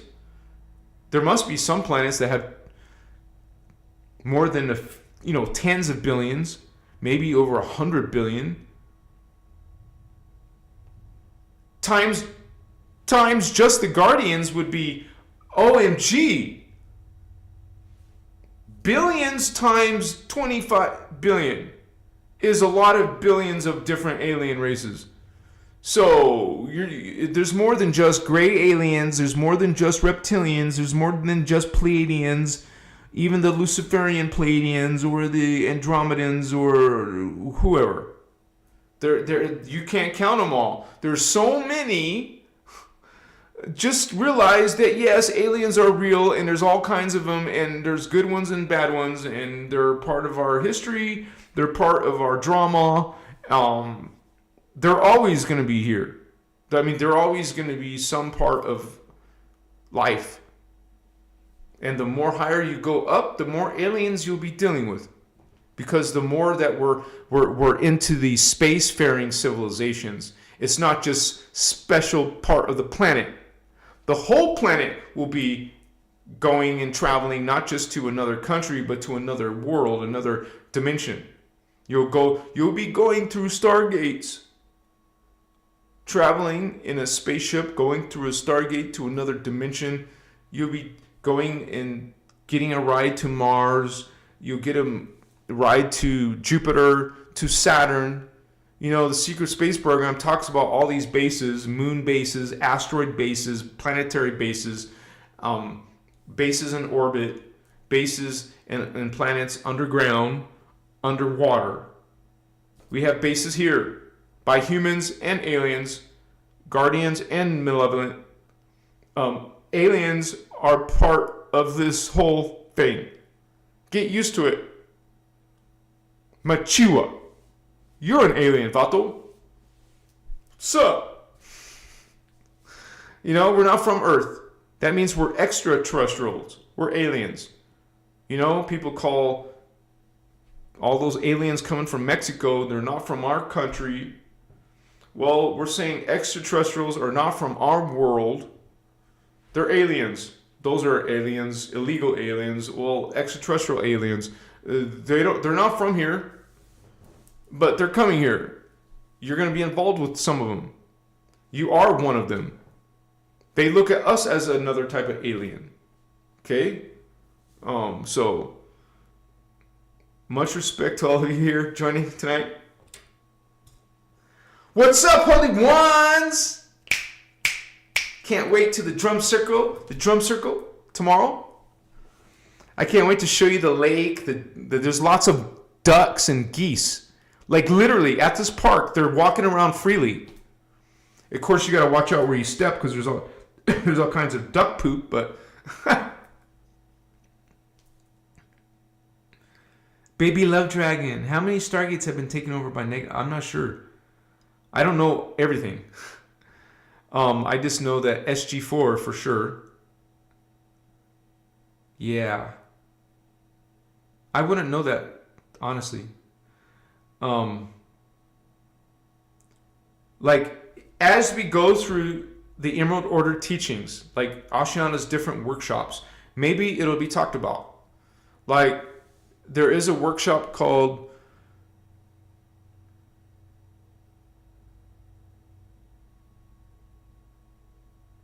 there is. Let me see. It's on my PC. It takes me a couple seconds. The United Intruder Resistance Workshop. The United Intruder Resistance Workshop is the Master Templar Workshop. Because you'll hear Ashiana reference the Master Templar. It took me forever to know what workshop is she talking about. There is no workshop called Master Templar. But I discovered it, eventually found out the Master Templar Workshop is the United Intruder Resistance Workshop. And so I believe in that you will learn more about which Stargates were taken over. So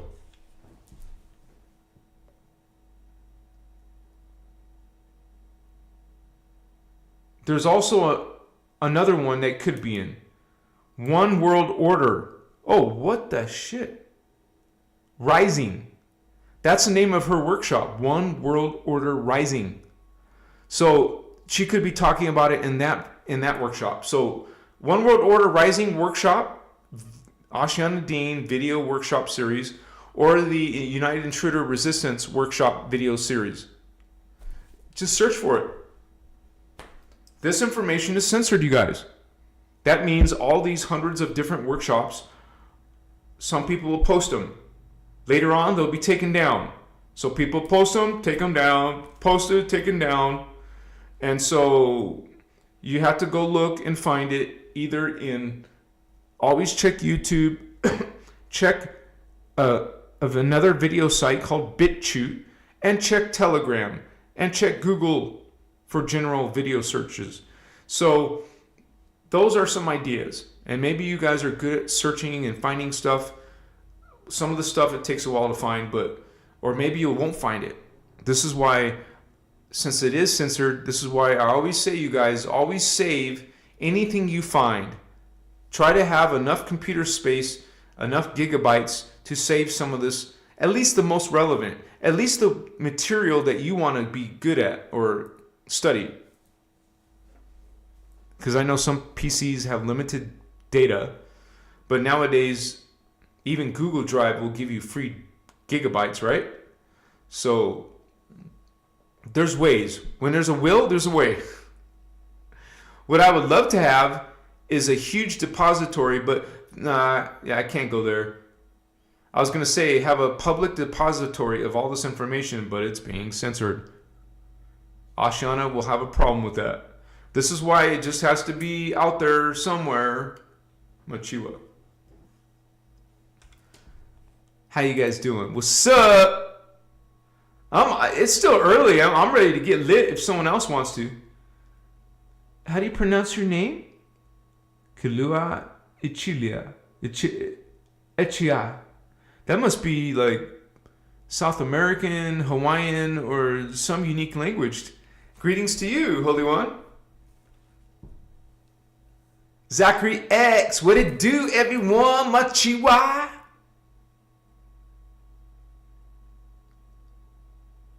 Oh, your mom took them. It's always cool that... Oh, actually, that's something similar with my daughter. She really wants to come down for Thanksgiving in Tucson. That's my family. So I'll be going to Tucson for Thanksgiving. Even though I don't eat meat, but I'm going to still show up to see my loved ones, right? And especially to see my daughter, because my daughter lives in Wisconsin.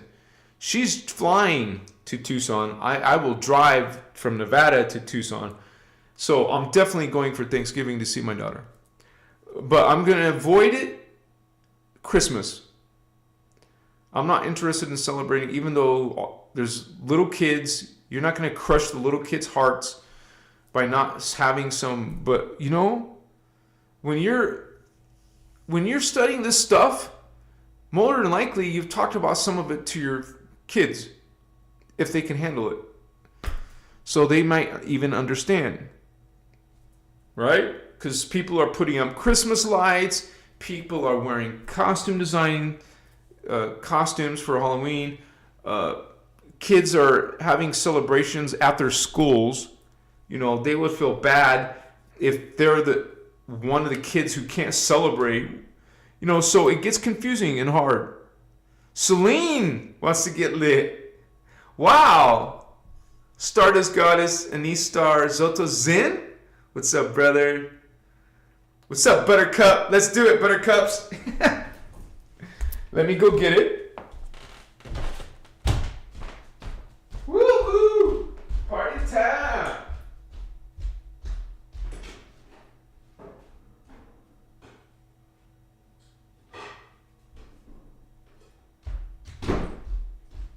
Woohoo! Thank you, guys. Appreciate your patience. Appreciate you hanging with us. Whoa, I just kicked the camera. I didn't mean to.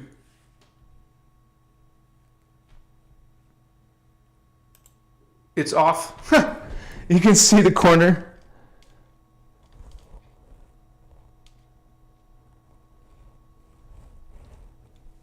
There. Basically, I'm just sitting in this chair.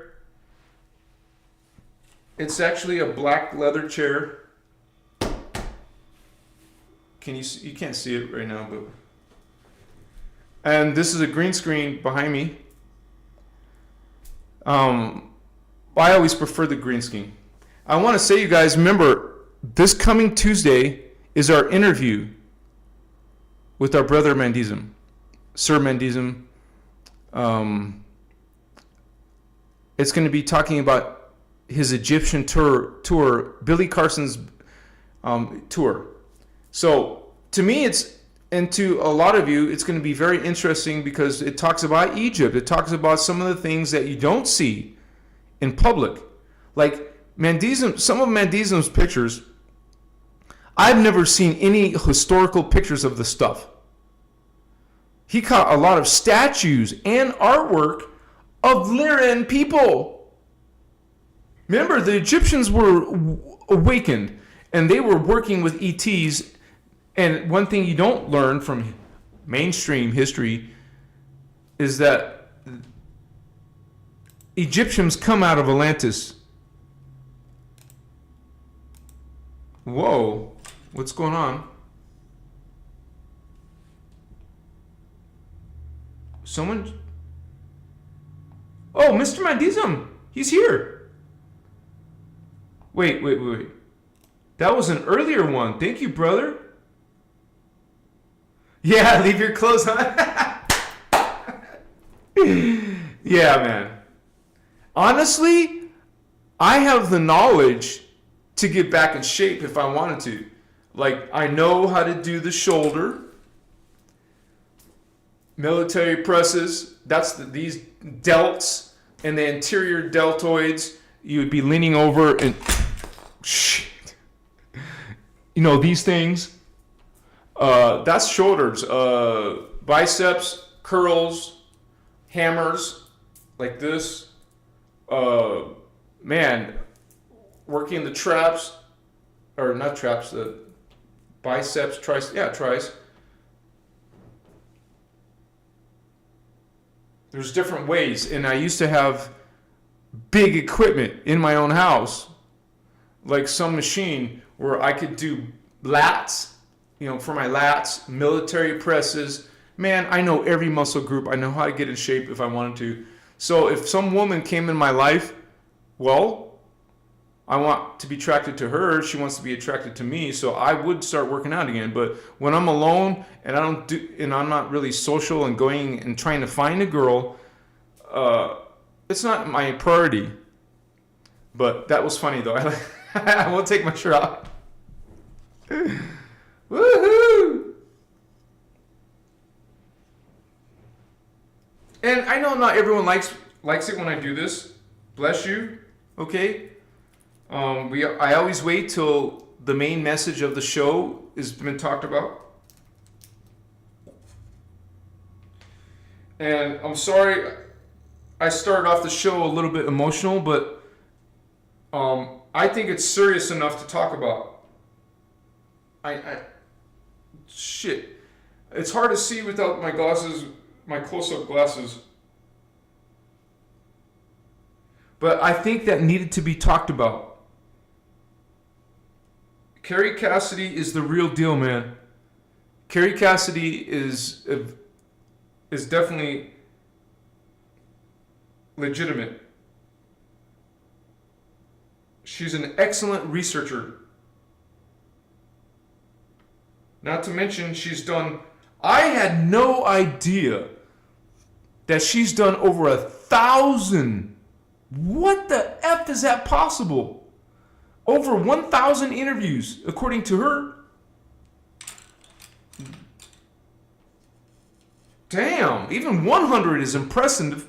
100 people, much less 500 people she's interviewed from the government, from secret space program, from, you know, people, whistleblowers. Yeah, I don't have my close-up glasses on. I got a blurry vision.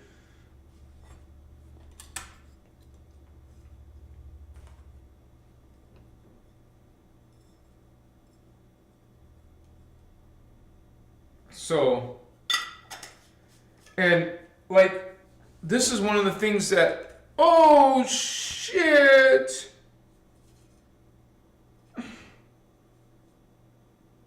The green stuff got spilled over and mixed into the black.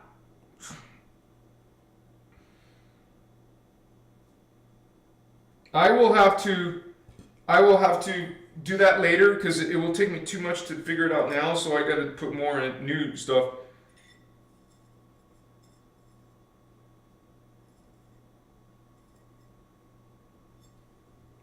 Look at your pipe.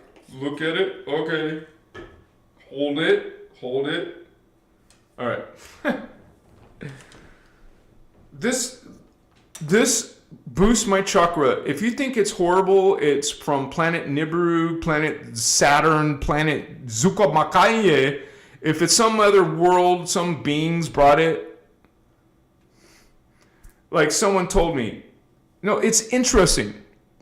There's people starting to write to me and saying that Ashiana said this and Ashiana said that. I'm starting to get suspicious on some of these people because they don't tell me the workshop. When I ask them for the workshop, they don't reply back. If you guys want to write to me, that's fine, and tell me something that Ashiana wrote, but it does jack shit. It doesn't do anything if you don't tell me what workshop it is. Okay? Did it ever occur to you? That's great, but please tell us what workshop it is so I can see it and share it with everybody, because I am transparent like that. And remember, I told you what Ashiana said about drugs. I told you what Ashiana said about this or that, and because we're transparent. I want to represent the Emerald Order teachings. So I strive to be accurate. And when I'm not, I will correct myself. And when someone wants to correct me, that's fine. Just give us some reference. Just like we give reference. We give PDFs. We provide workshop names. I mean, shit, man, right?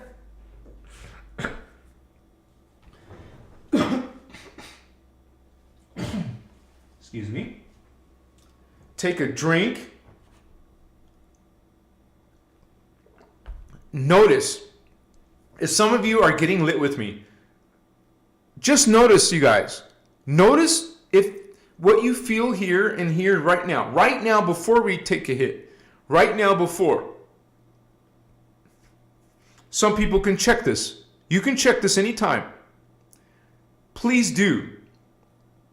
See if you're feeling anything, like if you're feeling physical energy. Do you feel any physical energy right now in your chakras? Check. I mean, you shouldn't have to touch. So don't touch. Just see if you can feel. It doesn't mean if you don't feel anything, it's not working. But this is the point. The point is this. Now take a hit. Let me charge.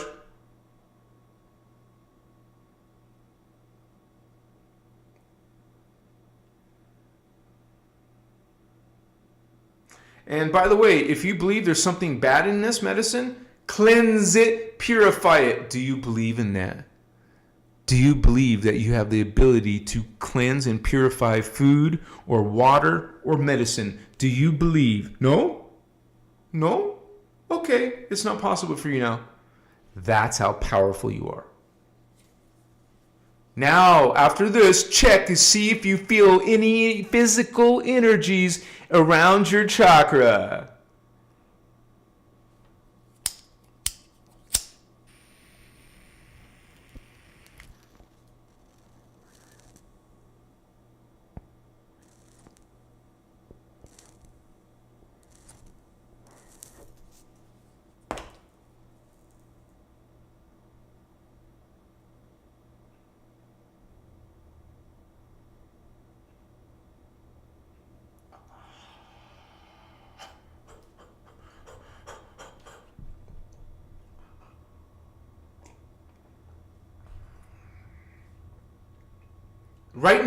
Right now, I start to feel it right here. Physical energy developing.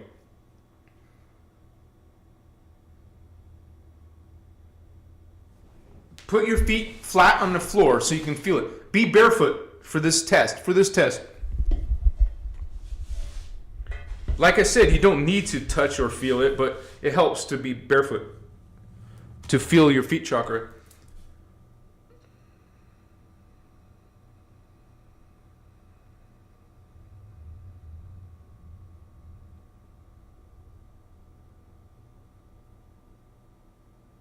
It always helps to slow your breathing down. One of the most basic pranayama techniques, breathing technique, is to, first of all, check what your normal breathing is.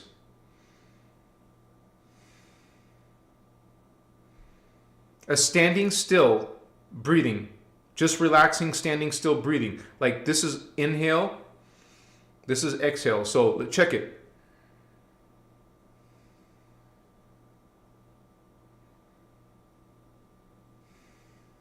So if it's like this,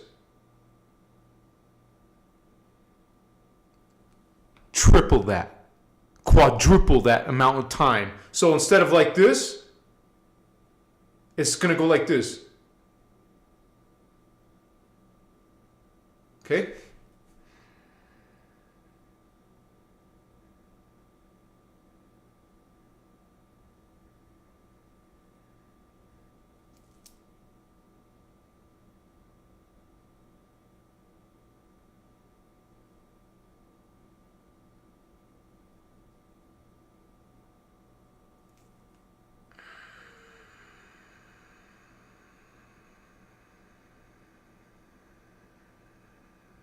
See, this is a lot of mystical stuff.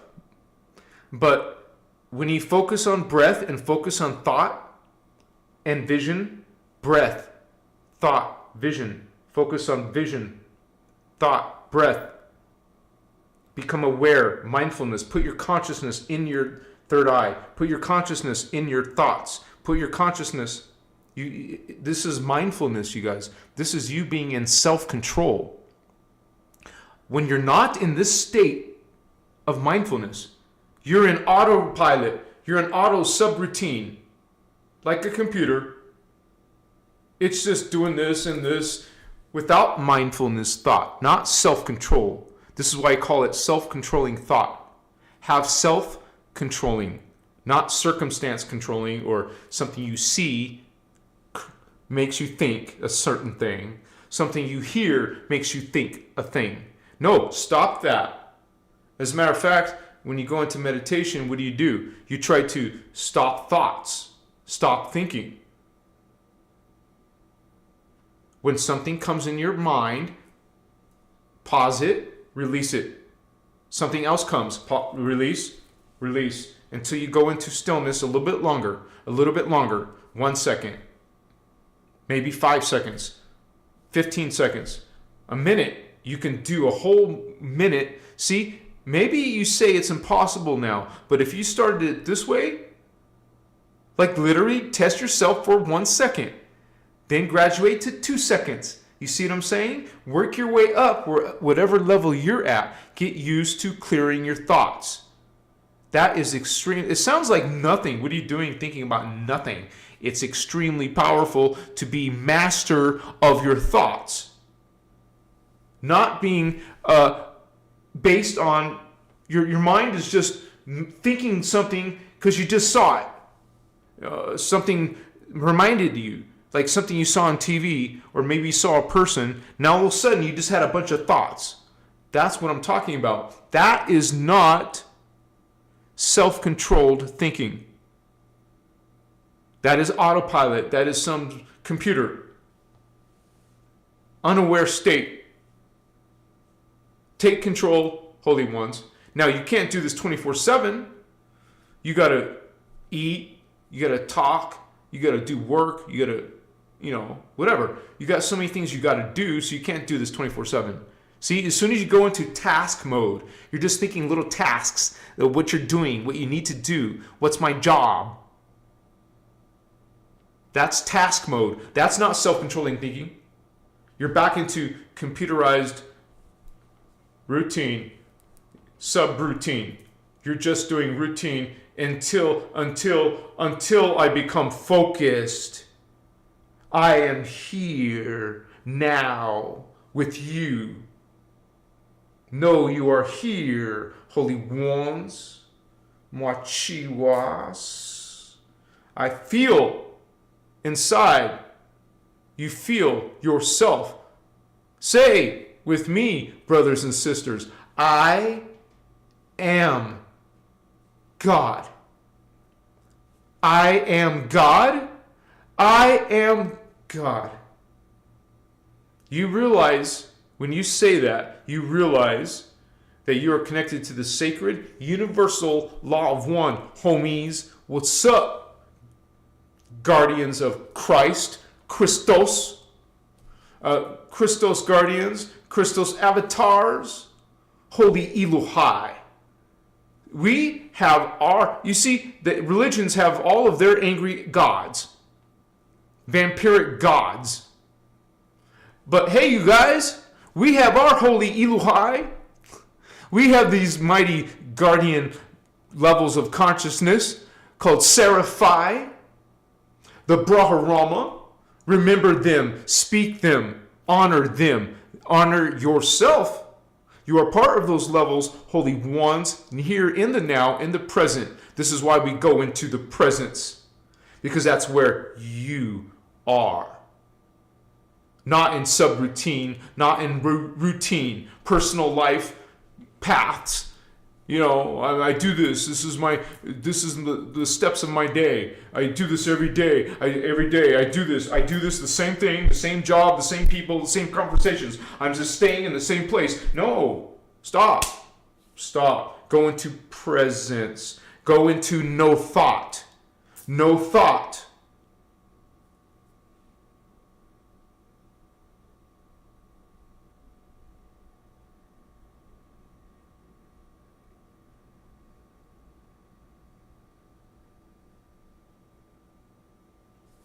Now, if you want to make it easier, inside your mind, see geometry.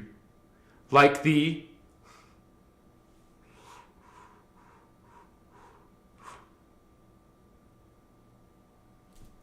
six-pointed star. The Hierophant. You see that. You keep quiet. You even try to breathe soft, not heavy. You're in bliss, you're in ecstasy, you're in yourself, thyself, you're in the divine, you're in the now. Go into the now, go into the divine. Go into thyself, holy ones, by becoming still. Go and become still regularly. Become still, go into no thought. Become still, go into no thought. And then after you go a certain period of time with no thought, now you go into objective thought.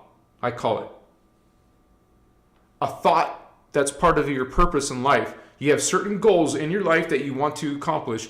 These are your objectives.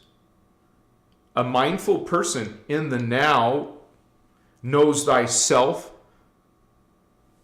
Chikas masul. Knows thyself. You're not going to reach your higher self unless you go into yourself in meditation, in no thought. Then there's sometimes you're going to go into objective thought. So you got objective thought and no thought. You're going into different phases of thought, of consciousness, of mastery. Other parts of your awareness you may not perceive all the time. But now these changes, these transformations, these activations, you're remembering thyself. No self, now the self. I am. Whatever your objectives are, objective thinking. I have several objectives. I don't let myself be in robotic, atomic thinking. Sit and just be in routine. Not 24/7. Are you only going to be mindful for a couple of seconds a day? We want to be spending a majority in thyself, in the divine. Put your consciousness into the divine. Bless you, holy ones. All greatest love. We're part of this transcendent, profound, magnificent. It's like a people. It's an intention. These guardians' intention, desire to heal the human race that is descending, falling. So you can see the medicine working, right?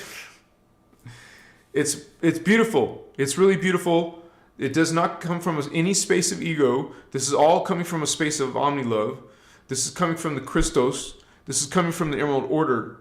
Much gratitude for Oceana's service and work. Much gratitude to the Guardian Alliance and the Guardian Angelic Nations. Much gratitude for their efforts, for their work. Some of you are these people coming from the future, coming to the lower dimensions, the past, and assisting, offering assistance, not coming as a savior, not coming here to be sacrificed, mutilated, and this horrible, dark, twisted anti-life concepts. So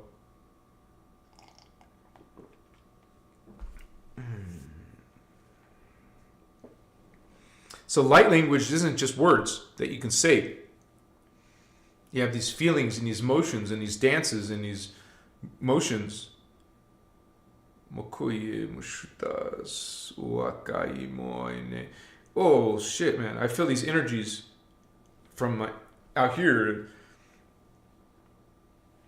Mokaye shumai ewa koye musutai shnichi sotai komae pukoish hamakai mamaitiwa sutai vashita umakana. I'm here. I'm still here, but I'm allowing this self, myself, not another alien, my family, comes in to speak. And there's not many other selves that speak English. You're going to be speaking many different alien races, many different selves from different planets. You remember, we have a lot of other selves. We have 144 just in this universe. Holographic Universe 1. I call it Density Universe 1. Sometimes they use whichever term. I prefer Density Universe. This is Density Universe 1.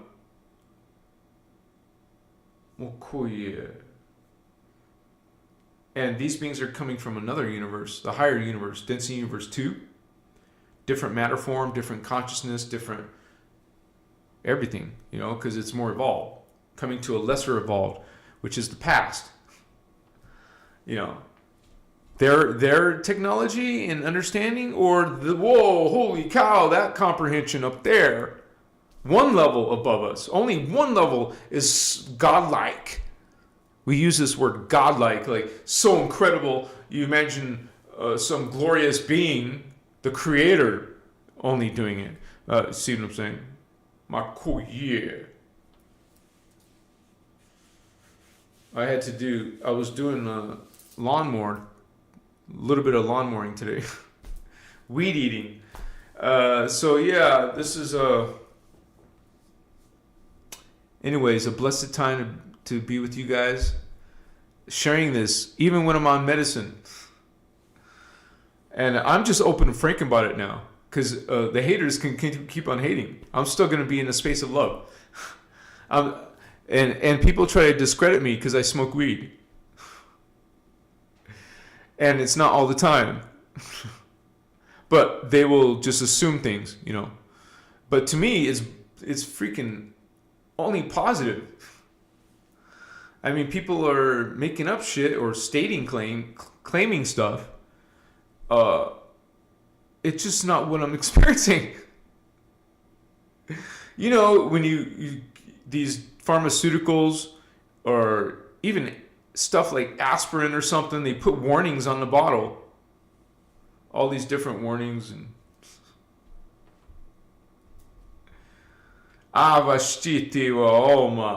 and then you don't have any of this shit. Well, you were one of the lucky percent that didn't experience it, right? No. Anyways, bless all of you in your spiritual journey and your beliefs. Just remember, there's a hell of a lot of you out there. And so when I speak light language, that is one of those many selves. And you see them, you hear them, you speak them. You see what I'm saying? Now this is me up here, right here. Channeling is going outside of here into another race, another people, another family of consciousness. We don't do that. We don't want aliens.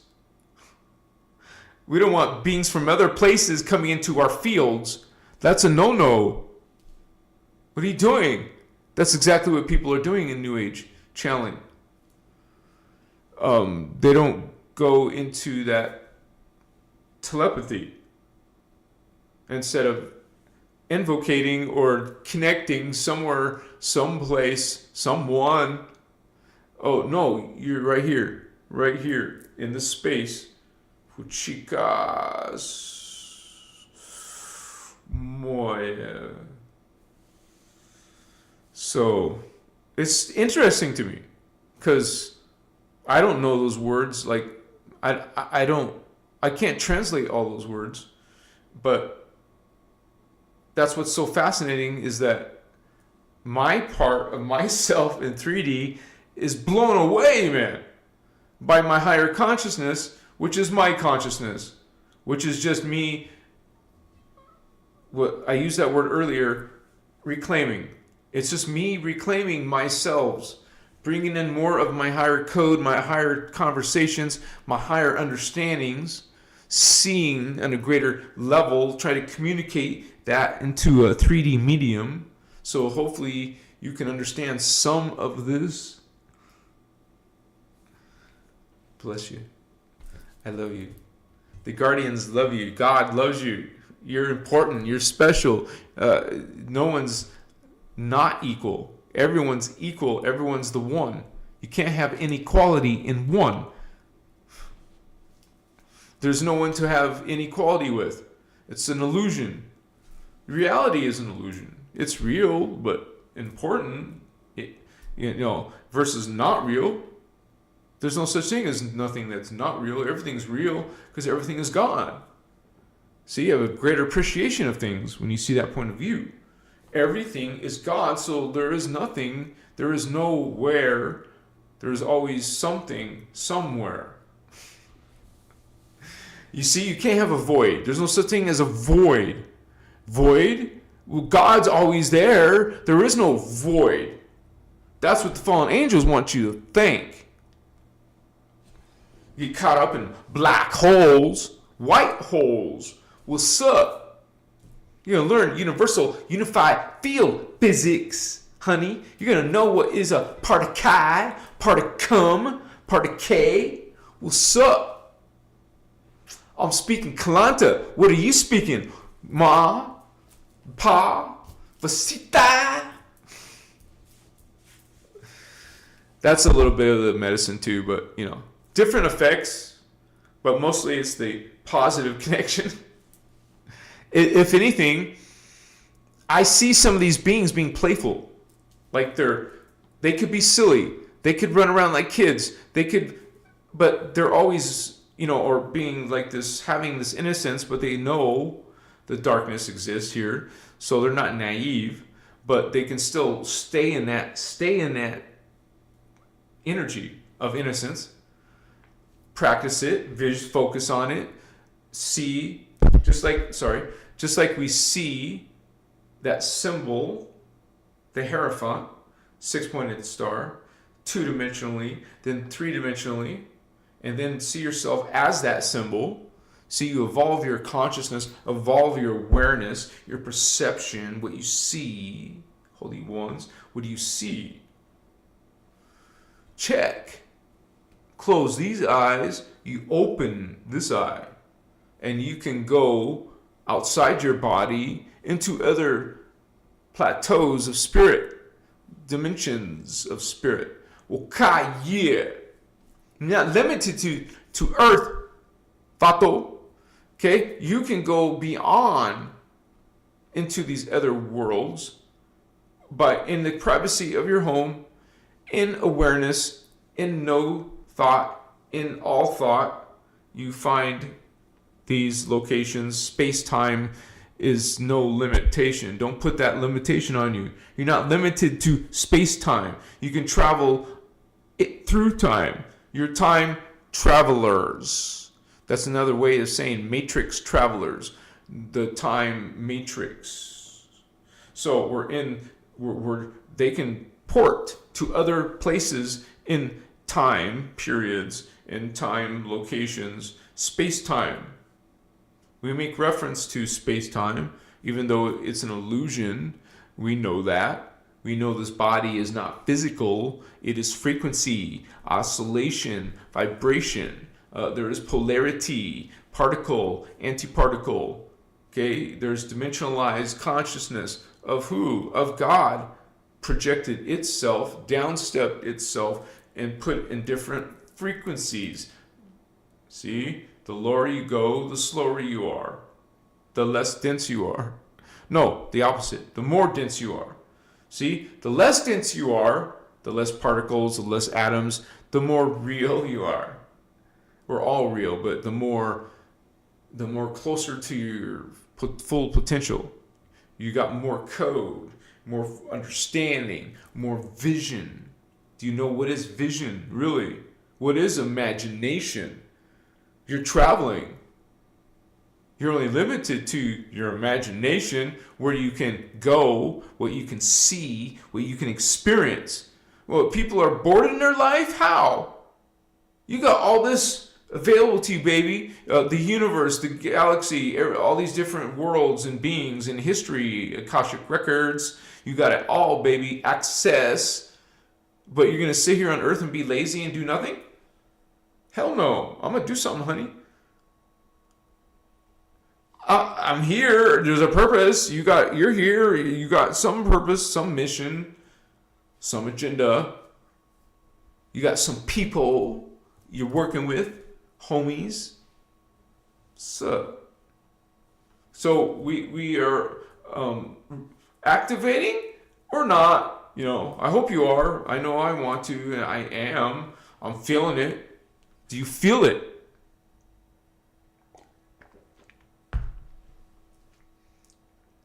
Yep, I feel it. And let people hate if that's their level of awareness and vibration. You don't trigger to their hate. You simply go into that Christic space of inner Christ, of inner God. People can mock you, hate you even, but you're going to go back to that space of God every day, right? The inner God. You find divine. You love yourself. You love the all. Omni love, that includes you. So you love yourself. You love all. You love, it's unconditional. But in religion, it's not. Religion says, no, you have to get into God's graces. God's angry and suicidal, he creates suicide for other beings. I mean, they want you to. These beings absorb that energy, that consciousness, that blood. They drink it. They eat the flesh. Even necromancy, the Satanic Bible, they're about eating dead bodies. Necromancy, bring to life, resurrect, huh? It's a good thing to resurrect, huh? The spirit, the consciousness is not the body. But now you're taking the body, trying to animate it, control it, use it. Machiwa. It's dark shit, man. It's not divine. Just like burying the dead is not good. It's messed up. It's a bunch of problems with that. And then you get to see a lot of people's different replies and their understandings. And so it's very interesting. They don't see very far out. You get called crazy, or you're just a hippie, and no one's going to take you serious. Hello, Indigo Child. Hello, Lyran, Syrian, Azurite, Sup, Magi Kings, Priest Kings. I'm Indigo Child. What's up, homie? Proud of it? Hell yeah, baby. I'm surfing that indigo ray. Machiwa. Yeah, man, we got our crew. The Guardian Angelic Nations. You're coming from those places. You can remember. You can speak to some of these alien beings, guardian beings, different levels. Multi-dimensional, just like you, just like your pet cat. Just like a little tiny beetle, a little bug, insect you think's insignificant. It's all significant. It's all God. Size doesn't matter. And God is all sizes, right? God is all places, all ideas, it's all, just all. So you're part of the all, and we're trying to remember the all. It's a process. It's not overnight or quick delivery from Pizza Hut or convenience store, Circle K. It's not fast food. It takes time to do, time to learn, time to understand. You're like, need some time. You better start putting in time. What's up? I'm so proud of some of you. I see you guys even in your social media, some of you sharing spiritual videos and stuff. And it doesn't always have to be this, but you know you're a Christic being. You're a Christic being, and you're choosing the most appropriate social media to share. It doesn't have to be coming out of here, but you have the perimeters. You have the discernment, the Christic discernment. Machiwa, bless you guys, because you are the real light workers. You're the real people making a difference in this spiritual awakening, spiritual ascension. A lot of us are those trailblazers, way shores. That word, way, show others the way, like that guardians do. And it's free will, not dogma. No savior, a sacrifice, murdered, tortured, all this. No, you can believe whatever you want. You're part of God. You're part of the one. You're a face of God experiencing what its own spiritual will wants. But we don't condone the darkness, because that is not an original state of God. That's not what Creator intended. This is an unintended value, a distorted one. So this is something coming from a distortion of Creator. And it's possible to have a shadow in God, of phantom being, a fallen angel, a demon. It's all God. You can't be, even though they're anti-God, you can't be non-God. You see what I'm saying? You can't be something that's not part of the one, because God includes everything. You can't go outside the everything, because you're part of all. There's no place outside of all, because it includes all. So it's very tricky how you think about it. Be careful how you think of it, right?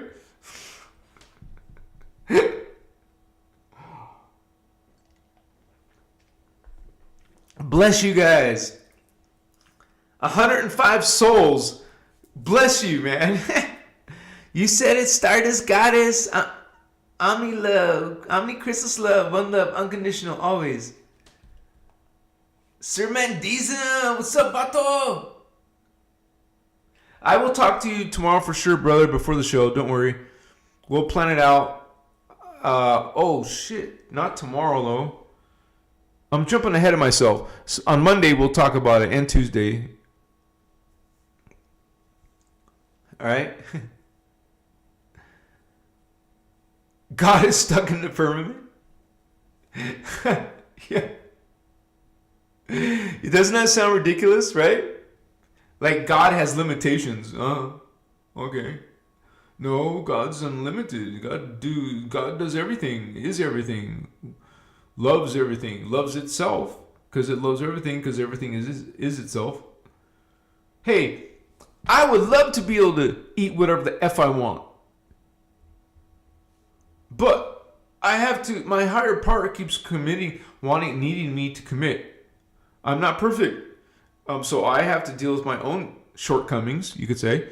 And so, but my soul desires to be at a high level in this understanding, in expression, in teachings. I want to teach from a good, positive, strong level. And I always got to improve myself. And you guys, if you're still with me, you will see me improving myself. I'm getting better, and I'm just going to become a better teacher. And so grateful to share this information. It's a huge blessing and a huge service for me to share this with you, to even be part of it. And I mentioned this in my prayers to Holy Elohai, the blue flame. Okay, the first cause. Bless all of you who are finding these teachings and also having it change your life. I would like to do another Zoom meeting where you guys can share and be on the camera, talk about preferably something spiritual, obviously something spiritual, or what you think is relevant or what you would like to express. We'll probably do it again for an hour and a half, So 6 people or something like that. Was that enough time, you guys? Hour and a half? We could go for 2 hours, I guess. And when you guys do come to the Zoom, you don't have to stay in Zoom after you're done talking. You could leave and watch it, the rest of the show on the browser. It's up to you. But I think that would be cool. Nascent now. Christos Avatar, hi. What should people do to prepare when they are transitioning into spirit soon? Oh, so they're still alive, like, you mean in hospice or something?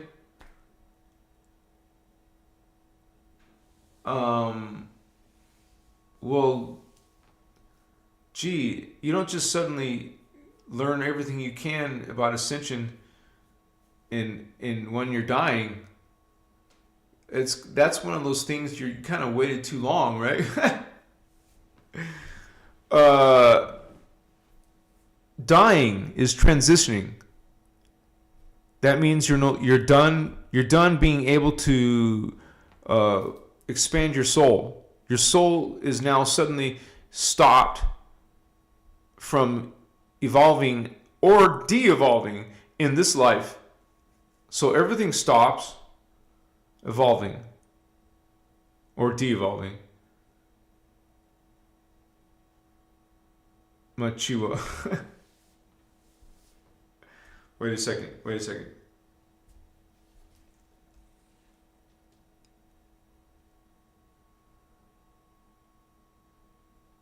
Okay, so because what I'm saying is I couldn't say, hey, go study Kathara and make sure that you are ascending. Because that is a huge, I would say, feat. In a few days, or how long does this person have? A few weeks? It's not like you can make a huge difference. I would just try to be at peace, and the most important thing is you don't have to worry about death. Physical or biological death is not really, your spirit doesn't die. It's eternal. So if someone is dying, they can rest at peace and saying, that you're not going to stop existing. So people fear that. And plus a lot of people are not even sure what happens to you in the afterlife. So people are dealing with that. In religion, or maybe they're so confident about Jesus and all that, they're not worried. But people relying on someone else to ascend, rapture, whatever you call it, right? This doesn't work, man. You can't have someone else do it for you. Oh, Jesus did it for everyone, so you know what I'm saying? What? This is like, respect your beliefs, but it's just when you learn about the universe and God and multidimensionality, this seems ridiculous. I don't mean to offend anyone. It just sounds ridiculous when you understand God is everything and everywhere and everything, everyone, all things, all beings, all thoughts, all faces of God are God. It sounds ridiculous when people don't even know of any awareness of that. They don't even think about God. And you don't need religion to think about God. You don't need a church to think about God, to be close to God, to be connected to God. You see, there's all these distortions that you're separate from God. Okay? Religion is guilty of this. That's the whole ploy. It's a ploy. It's a trick. Sorry. And a lot of humans agreed. They gave their free will. You have free will. You chose to follow blood ritual. The sacrifice Jesus is a contract. You're agreeing to that contract. You're agreeing to it. It's like agreeing to a curse. Something that harms you, not helps you. You just got into a blood sacrifice ritual, man. And it wasn't a pleasant one. It was a horrific one, a barbaric one, right? So more sounds like a satanic sacrifice. Torture, pain, sacrifice. It is a dark, dark, dark freaking scene. It's darkness, anti-life, sacrifice, and it's blood sacrifice. All the Christians are commanded to drink the blood of Jesus and eat his flesh. Whether it's symbolic, it's energetic. It's symbolism, but the symbolism is real energy. You know, people talk about cutting cords. This is one of the things you'd want to cut your cords on. I no longer allow that into my energy. I no longer believe that. Voice it for yourself. This is for you to cut ties, cut contracts. No, this doesn't have influence on my soul, myself anymore. I release it. I transmute it out of my life. No, thank you. Goodbye. I'll miss you. No, I won't. Goodbye. See you later. No, I won't. You know, it'll happen.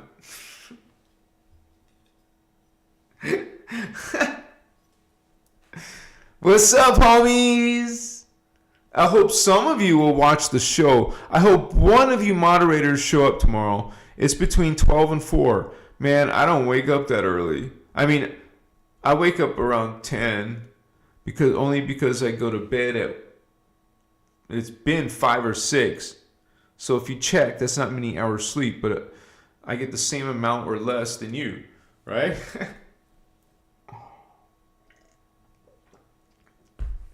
Like, it's so weird. Most people have some weird ideas. They think it's wrong, or you're not going to have... If you're one of those people who stay up to 5 o'clock, 6 o'clock in the morning, you're off the Earth's clock or something. You're doing something bad or wrong. Man, I get the same amount of sleep as you, or less. It's just at a different time. And what? If we're both awake, what is that, 18 hours a day? What the F are you talking about?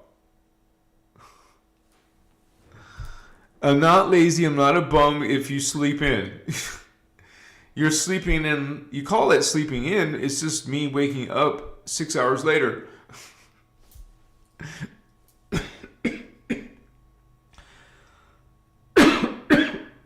Whenever that is. Even if it's 2 o'clock in the afternoon, I can't stand that. I actually would, was for a long time waking up at 6 every day. And that's really good, especially when you don't snack at night, you don't eat anything at night. You know, being spiritually awakened is being mindful of what you're putting in your body. And I just went through this whole thing tonight about the darkness, putting shit in our food. And I'm making a video about food tomorrow. No, Monday. Wow. So, I don't want nothing to do with Civil War, man. I don't even know the extent of what that would look like or mean. I know it's not good because it affects your property, your possessions. You would be running for your life maybe, or hiding, so you would give up all your whole life. Your whole life will change. I don't want that freaking shit. Of course, what I think is everyone should be ready to be taking off somewhere, hiding. If you don't want to fight, if you don't want to use weapons and kill people, you want to avoid all that. Like, I don't want to have a gun. I don't want to. Then I don't want to be in a place where there's danger on my life.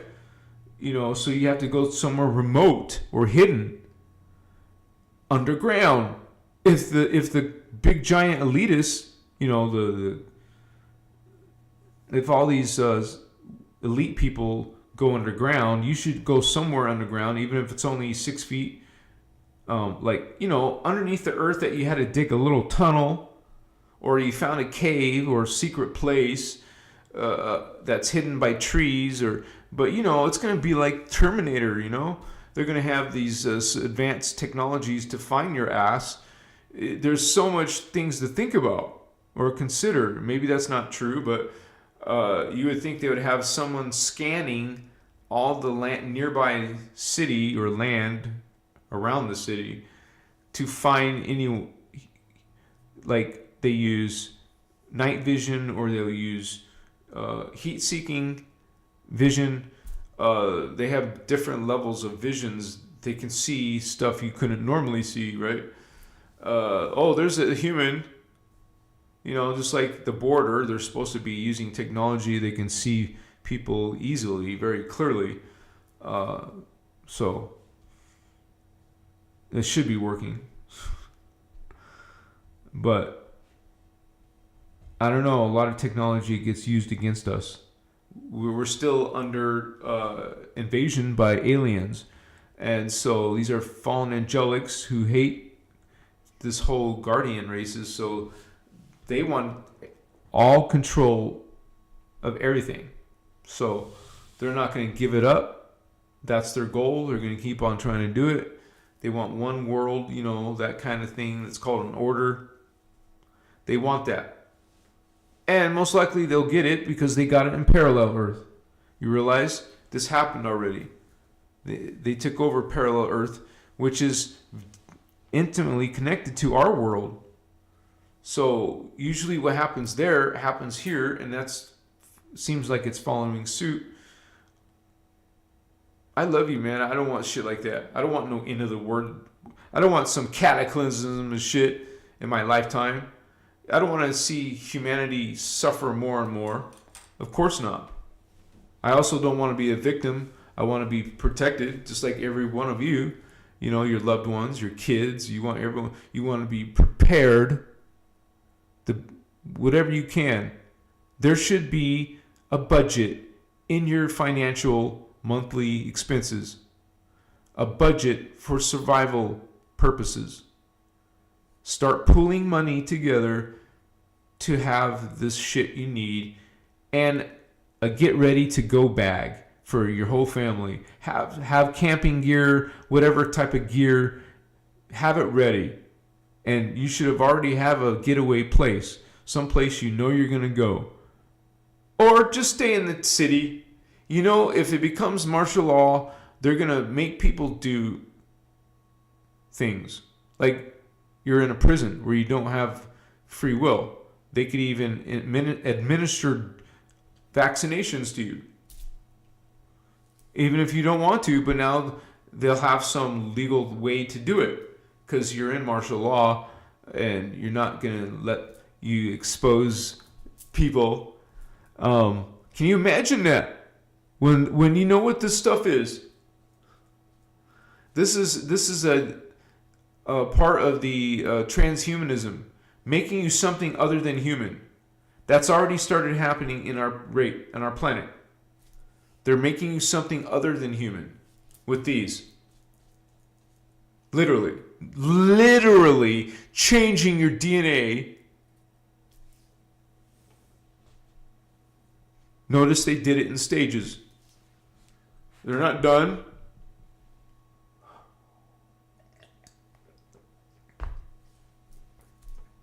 So, wow. Like, it's so sad to see people just volunteer. Just give their permission. Here, do it to me. Do it to me. You see the horrible shit happening to people. It's so freaking sad, right? And then you know what this real agenda is about. But I can't speak about it here. Eventually, I'm probably going to have off-platform, like on my Patreon or somewhere on my site or something, videos that aren't allowed on YouTube and other social media, just so I don't get banned. So I'll keep a separate place for the real, controversial stuff. I know some of you would appreciate controversial stuff. I want to know, just like some of you want to know, I want to know as much information I can about a possible civil war. And if this is realistically, it could happen, I want to know, I'll start finding out how to live in that kind of world, what to do in that kind of world, and be prepared. Have 10% of your income going towards that, or more, 15%. Be generous, 20% should be going towards you planning for survival. And say it never happens, which is probably not likely. This is all building to something great and big. But if it doesn't, you can still use that equipment or resell it or repurpose it, whatever. My chew up. Especially if you have a whole bunch of survival food, it's not going to be wasted if it can be eaten. Of course, your survival food is probably not the most healthy food unless you know how to store healthy vegetables and all that. Dehydrate or whatever people do to make things last 10 years long in some Mylar bags or whatever, right? But I said at the beginning, I'm saying this at the ending, we should all be prepared, you guys. And if you're it won't be such a big transition for me because I'm used to when I was homeless, I had to live off of a generator, but not all the time. I didn't always have a generator. I was in one of those places where fire was banned. It was a national forest, or BML land, Bureau of Land Management, BLM land. So they have a few rules, but you can't live there for 2 months. 2 weeks. But just go to another one. So you're on the go. You're homeless. That just means you don't have a house or something. But you're moving now. Like a gypsy or someone who moves from place to place to place. Or you're just going from... they call it boondocking. So from one boondocking place to another boondocking place every 2 weeks. Or maybe you can get away with that. Because when I was there, I hardly ever saw forest rangers. So they weren't coming and checking if you were there for 2 weeks. You see what I'm saying? I was there for a year, man. I lived out there for over a year. And so I only saw, I say maybe 5 times out of 2 years. I had went to Hawaii, but then I went back to being homeless. And then I went to Goldfield and then moved back to Vegas. So, I mean, it's been a journey, but it would be an easier transition for people like me who have done camping and relied on everything outside somehow, some way. I would have to, just to go to the store, I had to break everything down because someone would just steal it if I left it or saw it. So, but some people were living out there too, like me. I saw them leaving to work, and then later in the night, I saw them returning to their camp spot. Some people even watching the show may be boondocking or living in the wild or homeless, but you don't call yourself homeless, but you're living in nature and you're dealing with nature, like when it's really cold or really hot. I've dealt with that, man. I tried so many things to try to be warm. Oh man, it was crazy. There was some type of, it wasn't isopropyl alcohol, or maybe it was, but there was something where I would light it and you could keep that burning. But it got even colder than that. It didn't light. It didn't stay lit. So then there was one place I even watched a video, and he put these bricks together and made it warm enough for you. But man, none of the techniques worked for me in reality when I really needed it. I mean, even wearing 4 or 5 layers of clothes, I got gloves, like winter gloves, and I got a face mask, a scarf. I was wearing a couple layers of sweaters and jacket. It was still cold, man. Shit. And so that sucked. And then I finally got a tent, but it was still cold, but still better privacy, better to have my own space like that. And keep animals and insects out. I mean, I can make a video about this, man, because I lived it. I was out there. I can handle myself. I always had these ideas. If you guys have seen Rambo 4, now I had these ideas before I saw Rambo 4 of living underground, making my own underground tunnels, but doing it somewhere in nature, not in the city at all. Like Rambo 4, the character Rambo, he made an underground tunnel system for when the shit hit the fan. And he used it in the movie, this place. Was it Rambo 5 or 4? That might have been Rambo 5, sorry. Yeah, Rambo 4 is the machete movie. Yeah. I know because I used to have a cutlery business, internet cutlery business, and I sold those replicas from that movie. Rambo 1 knife. Rambo 2 knife. Rambo 3 knife was a Bowie. And then the machete. Each movie it got bigger and bigger and bigger. I forgot what weapon he uses in Rambo 5. That was in Arizona, right? Yeah. I'm from Arizona, so I love Arizona. I want to end up in Sedona, hopefully, but that will take a while.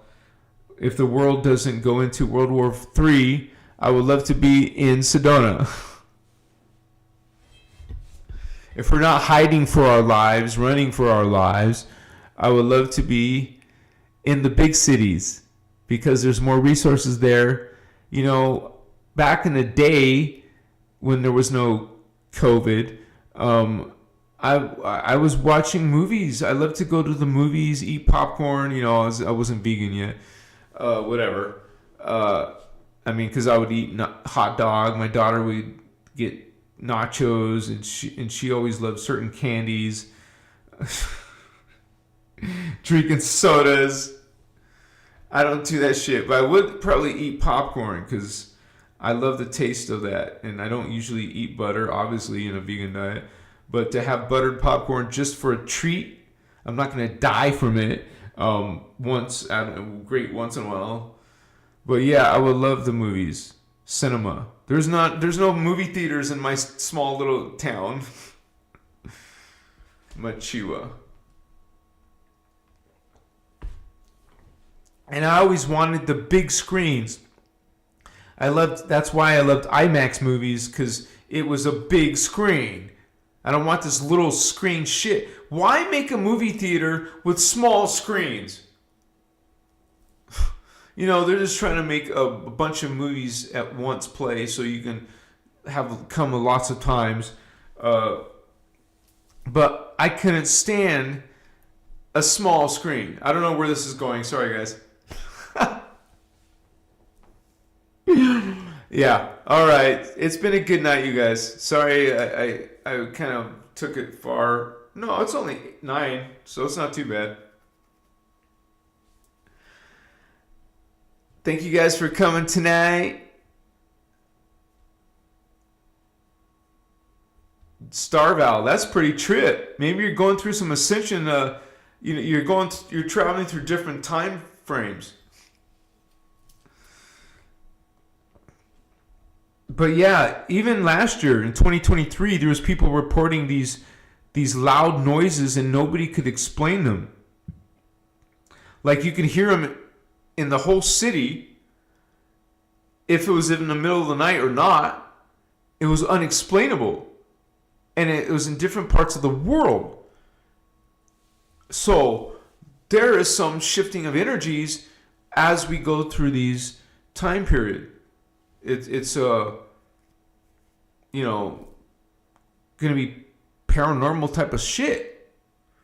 Freaky stuff that people don't know what's going on. They don't know what to believe, especially if they're relying on this religion to give them their answers. They're not getting no solutions or answers, man. And of course, some people swear by the Bible, but it's like. Anyways, I was trying to finish the show. Thank you guys for hanging out with me tonight.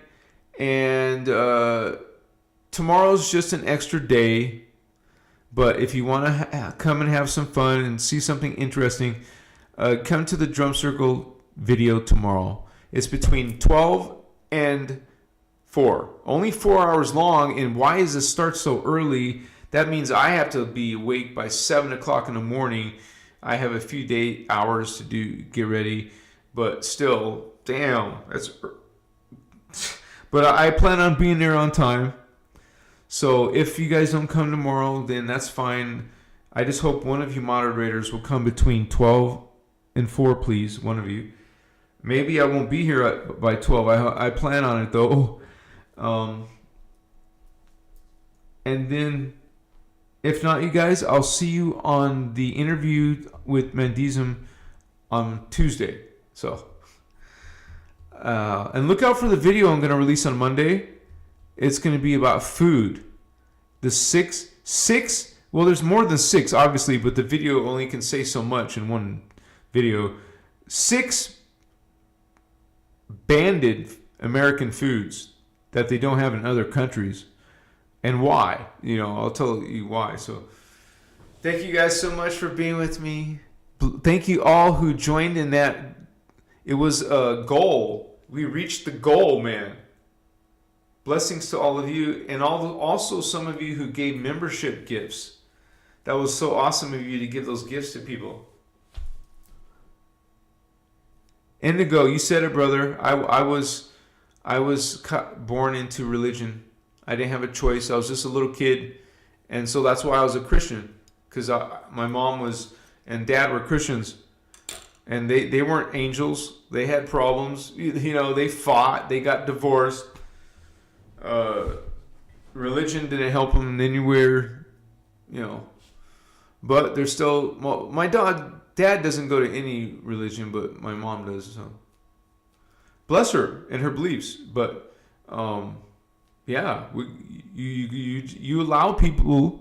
I mean, you don't judge people on what they believe. You don't try to correct them either. And I respect my mom and her beliefs in anyone's beliefs. We respect people's beliefs. That's our way. That's our code. The Lyran-Sarian model of co-creation, co-evolution, co-love, baby. I love you guys. Peace to you. Thank you for hanging with me even after getting lit. Some people think that's weird, but some of you are just groovy and wonderful people. Thank you, lovely, wonderful people who don't judge or just giggles and fun, full of rainbows and just joy, joy, joy. I love you, pleasant, friendly, kind souls. Thank you, moderators, all of my beautiful moderators helping out the community. Thank you to all the members, the stars next to their names. Thank you, guys. Bless all of you. We got some 3 first-time members tonight. We also got a few gifted memberships. Yeah, that's what I meant. But we also have some 6-month star homies. Like Coco Vanderbilt, 6 months plus, baby. What's up? Then we got some year stars like Starman. Celine's a yearly. And she's been over a year a member. And she helped tonight. Jigga love, y'all peeps. Getting me more lit now. Yo, Jigga. Have some fun there, Vato Loco. Star Valve in the house. Annie Star, sleep with the amethyst. Good advice, sister. I have amethyst, but I have a whole bunch in the other room. I have a bunch of crystals around my head when I sleep. So big size crystals, balls. Put them around my pillow, around my head. Yeah, baby. What's up? What's up? Thank you guys. You're awesome. I know maybe you don't agree with everything I say, but there's something here you resonate with. And we can peacefully agree to disagree and still love each other and be friends. So thank you guys. I'm out of water, so